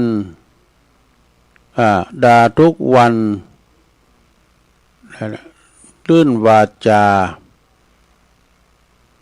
พาแตกแยกนะไม่มีสุขทุกข์เหลือล้นคนนั้นแปลกแบกทุกขังอนัตตามาเต็มลำเนี่ยอันนี้จังทุกขังอนัตตาเนี่ยนะมันเต่งแต่แน่นอนเหมือนกับตุงสามหางเนี่ยนะแล้วก็ต้องคลื่นดีมีศีลธรรมนำสุขชื่น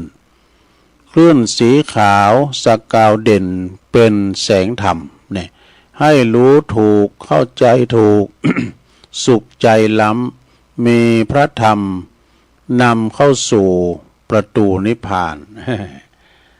อันนี้ก็เป็นของปกำนันเพิ่นเขียนมาสัทธาญาติโยมจบลงไปอันนี้ก็เอาไว้วันพุกทำกรรมหนึ่งก่อนแล้วนอกต่อไปจะได้ประกาศข่าวสารงานบุญครูบาอาจารย์สักเล็กสักน้อยก็เพราะมีหลายนะความจริงก็งานบุญก็มีหลายอยู่ก็ในวันที่17ว่าก็แล้วไปเนาะ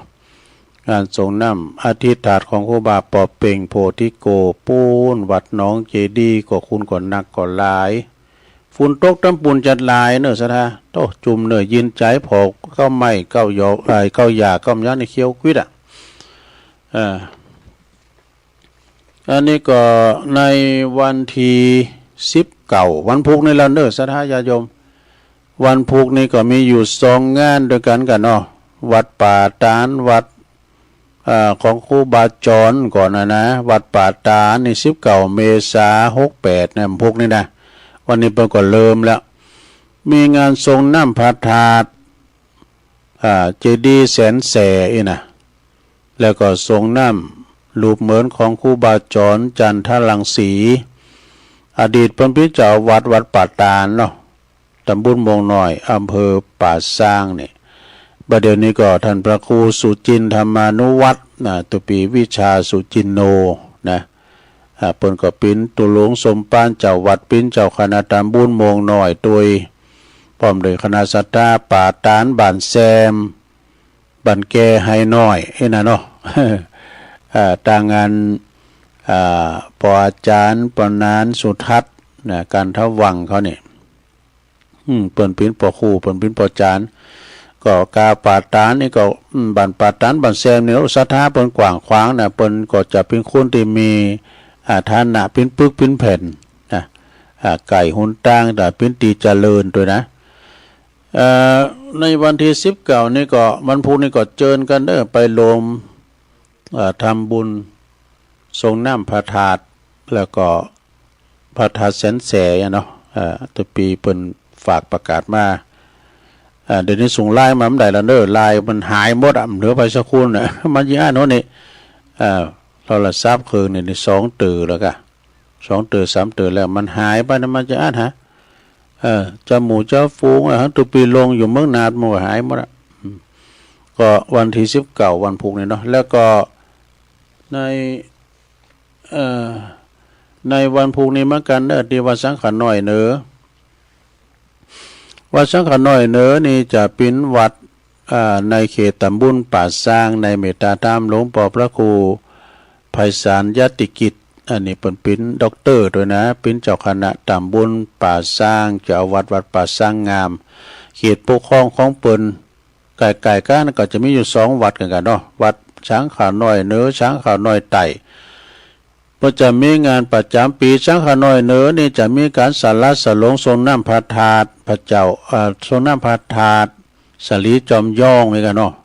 นี่บอกมีมามื่นละนะเปิดก็จะมีการสาระสลงทรงน้ำกันก็เจิญเด้อพี่น้องศรัทธาญาติโยมบ้านเนื้อบ้านไต่บ้านไก่บ้านไก่พี่น้องทางทาจุมปูพุ่นนะเปิดก็จะมากันหลายเอาโฮงตาลมาเด้อพี่น้องโฮงตาลทางทาจุมปูพุ่นนะพอว่าเตียนวัดตุปีทูลเนาะท่านพระใบดิกาไพฑูรย์ขันติทะโลพร้อมด้วยคณะศรัทธาเพิ่นก็จะมีงานทรงน้ำพระธาตุสลีจอมย่องในวันพุธนี้เด้อไปกินเป็ดตาลรวมกันนะแล้วก็ที่วัดสังขารน้อยไต่วัดป่าย่างนี่เพิ่นจะมีในวันที่23นี่กันเนาะ23 เมษายนครูบาเองเป็ดนะเนาะตุลุงพันธ์เขาเนี่ยเพิ่นจะมีวันที่23 เมษายนก็ไก่ก็หาไปกินเป็ดตาลรวมกันเด้อศรัทธาญาติโยมทั้งหลาย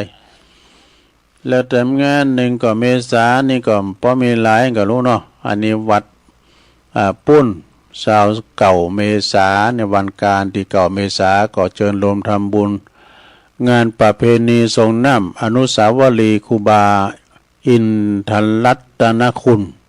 ครูบาสองเมืองปูนเจ้าแม่เพราะว่าเจ้าแม่นางแก้วด้วยนะที่วัดลายแก้ววัดลายแก้วก็คือเจ้าแม่นางแก้วเนาะตำบลสาลีติอำเภอบ้านโฮง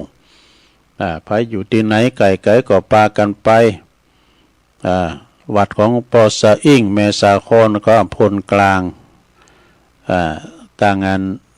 สายไต่นี่นะก็เดี๋ยวนี้คงจำได้ยินเพราะว่าสถานีวัดห้วยตองซักดักแซบตะมือตี3มาละได้ฟังเพลงกันเนาะ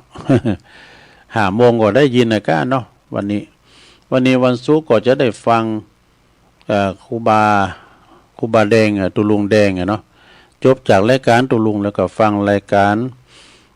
มรดกธรรมโดยท่านพระครูชลทานพิทักษ์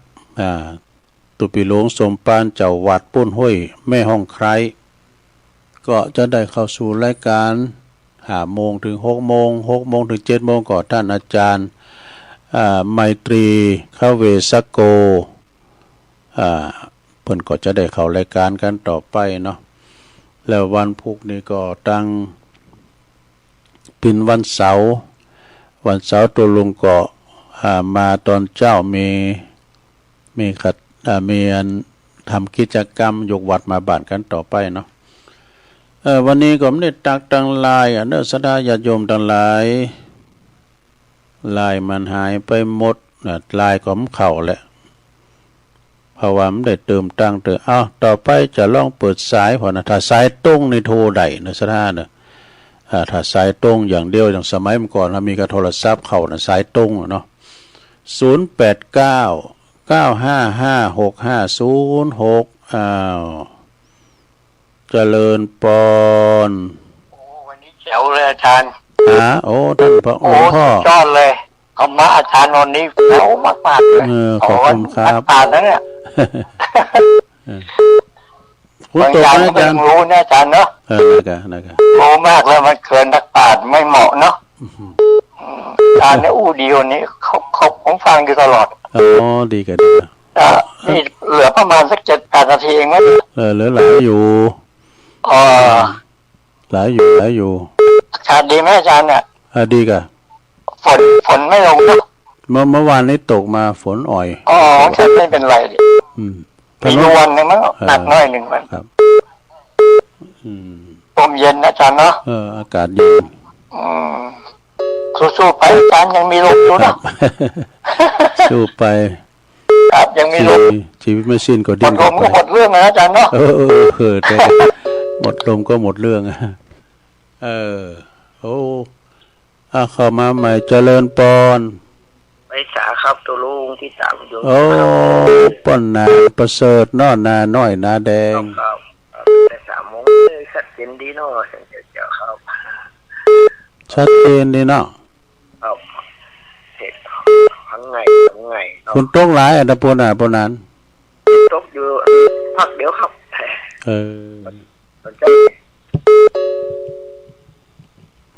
ชัดเจนเนาะครับกำลังใจทุลุงครับขอบคุณมีจุ๊บไปครับเป็นสาการต่อไปไปตลอดเลยครับอันนี้ปนนานประเสริฐเน้อนาน้อยนาแดงเมืองนานพวกนั้นเนี่ยนะเจริญปอนนี่ตั้งได้อยู่บ้านป่าบงฝางเจ้าแม่สิพันกะป่าบงฝางได้แม่นละเจ้าตั้งฝางก็ได้ยินวัดพระภูดมเนาะเจ้าละชัดเจนดีเนาะชัดเจนดีเจ้าทุลุงมือฝางก็ฝนตกอยู่เนาะเจ้ามีเล็กน้อยเจ้าเดี๋ยวขอบคุณแม่พันเด้อบุญรักษาเด้อสาธุเจ้างานนั้นวัดปูนก่อนแล้วเนาะตึกเดินเนาะเจริญปอนเจ้าตาตะวันนะเจ้าขอปฏิทินมันบอกเหมือนเก่าพญาวันเจ้าจักเอาวันใดลำบากพี่น้องจักขึ้นเฮินใหม่2 วันบ่ได้เล่นนากันจักลืมตนจักเห็นกระทาจะเอาวันใดจ้างงเนอเจ้ามีมาหลายปีน้องปีหนุ่มเฒ่าโหมุนเนอเจ้ากับปีไปเมืองตั้งราชการปล่อยไปตามเริง13 มื้อเดิมเนินนายเจ้าค่ะแต่ประเพณีดำโหสุมาได้กูเวลาเมื่อใดก็ได้นั่งซุกกันท่าไหวซากับไหวที่ลูกหลานใดก็ทำบ่ดีปากล่ำกำเลือกายาวจีมโนกรรมีกึดบ่ดีเจ้าของดโตดกรรมพ่อแม่แก่เฒ่าอโหสิกรรมเจ้าเลนาเจ้ากำยองวันละกรรมนะเจ้ากำมากก่อนนิดนะเจ้าภาษาไทยแปลว่าดีมากนะเจ้าไหว้สาเจ้าสายต่อไปเจริญปอนเจริญปอนอันนี้มันนอนบ้านปัจจัยบ้านเจ้าของไปหรออันนี้มันพัดเปิดมาแต่ว่านะครับมาก็ส่งโมผ่านว่าจัดรายการที่ปัจจัยป่ะเจ้าบอกว่าที่บ้านมาแล้วมาเอาดูจะปัจจัยป่ะอยู่แบบเลยปัจจัยเนี่ยมันเป็นต้นไม้เนี่ยมันนักแต่เราว่าชอบเนี่ยเดี๋ยวได้ชอบที่ปัจจัยเป็นมันมืดนั่นแหละวะเจ้าปัจจุบันมาเจ้าเนี่ยวันนี้โมนเปิดมาบินธบาตบ้านไปอีกเนาะดีอ่ะวันพุกจะได้ไปดำหัวหลวงพ่ออากาศกำลังมาหาไปตัวอีลูกก็จะไปก็จะมาแรงบุตรไปนอนประจานใช้ประกันของคำมันใช้ประกันในลูกวันนะว่านี่โมนอยู่ใน2 คืนไม่ได้กระทันมาหาไม่ได้จะเอาที่บ้านไหนก็วันเดียวพอละอยู่ว่านะนอนเมื่อคืนเดียวพอลูกธรรมยาตราของท่านมหาเนาะนี่มาสัมภาษณ์เนอเจ้าอาจารย์ท่านพระบาทอุดมพรนี้ชัดเจนดีเหมือนกันนั่นเนอะชัดเจนดีเนาะว่าเจ้าแต่ตู้ก็มีที่นี่ก็มันดักไปนะที่วัดห้วยตองซักเนี่ยเจริญปอนกราบไหว้สาเจ้าตะลุงแม่สีทอนแม่ของเนาะสันปัดตองเจ้าฟังอยู่เจ้าชัดเจนดีเนอะชัดเจนดีเนาะเจ้าสาธุยินดีนะอันนี้เสียงดังฟังสัตว์ดีเจริญปอนเจ้าตะลุงได้ยินจึงตะลุงได้ยินจึงเพลงนี้เนี่ยฟังสาระนี้ไหน เดินยินถึงนั้นนานะแกตุลุง ชัดเจนดีแล้วเนาะ มาสนัดได้ยินเป็นเพลงอ่ะได้ยินเป็นเสียงตุลุงน้อยน่ะ เออ ไม่รู้อินนะ อืม โอ้จะได้ฟังมาได้ก็โกนกันจังไหนเนี่ย เป็นหยังก็เดียวกันหาโมงก็ถึงได้ยินโทรกันนะเนาะ โอ้ย 5 โมง ได้ดีถึงแล้วนะแต่ว่าไม่ได้ยินนะลุง เออ มันทุกเรดิโอเนี่ยเมื่อก่อนเนาะนี่มันทุกเรดิโอได้ยินนะที่มันมีไปอ่ะเป็นอยู่ไปแล้วเป็นต่อสัญญาคิดถึงตลอดอ่ะ เด้อสาธุเอาแล้วเนาะศรัทธาญาติโยมทั้งหลายตุลุงก็บริหารเวลามาบริหารเวลามาเจริญพรเจ้าไว้ใส่เจ้าตุลุงอันนี้ตั้งได้ เดินใจประเด็นนะเจ้าแม่โนนกะเจ้าไม่นอนเจ้า110นะเจ้าชัดเจนดีเจ้าฟังไฟหินเนาะเจ้าว่าใส่ยินดีแม่โนนเด้อเจ้าสาธุเจ้าสาธุเอาแล้วศรัทธาญาติโยมก็ขอสุมาติเปิ้นโทรมาแฮมเด้อเพราะว่าเวลาตุลุงจบพอดีตุลุงแดงเปิ้นมาถ่าแล้วตุลุงก็จะนำรายการจากล่าศรัทธาบุกเจ้าก็ฟังกันได้ใหม่เนาะยกวัดมาบ้านวันนี้ก็พอสมควรแก่กาลเวลานำรายการจากล่าศรัทธาไปก่อนเด้ออยู่ดีมีสุขเหมือนกันจุคนจุตานเด้อจัตตาโลธรรมาวัฏันติอายุวันโนสุขัง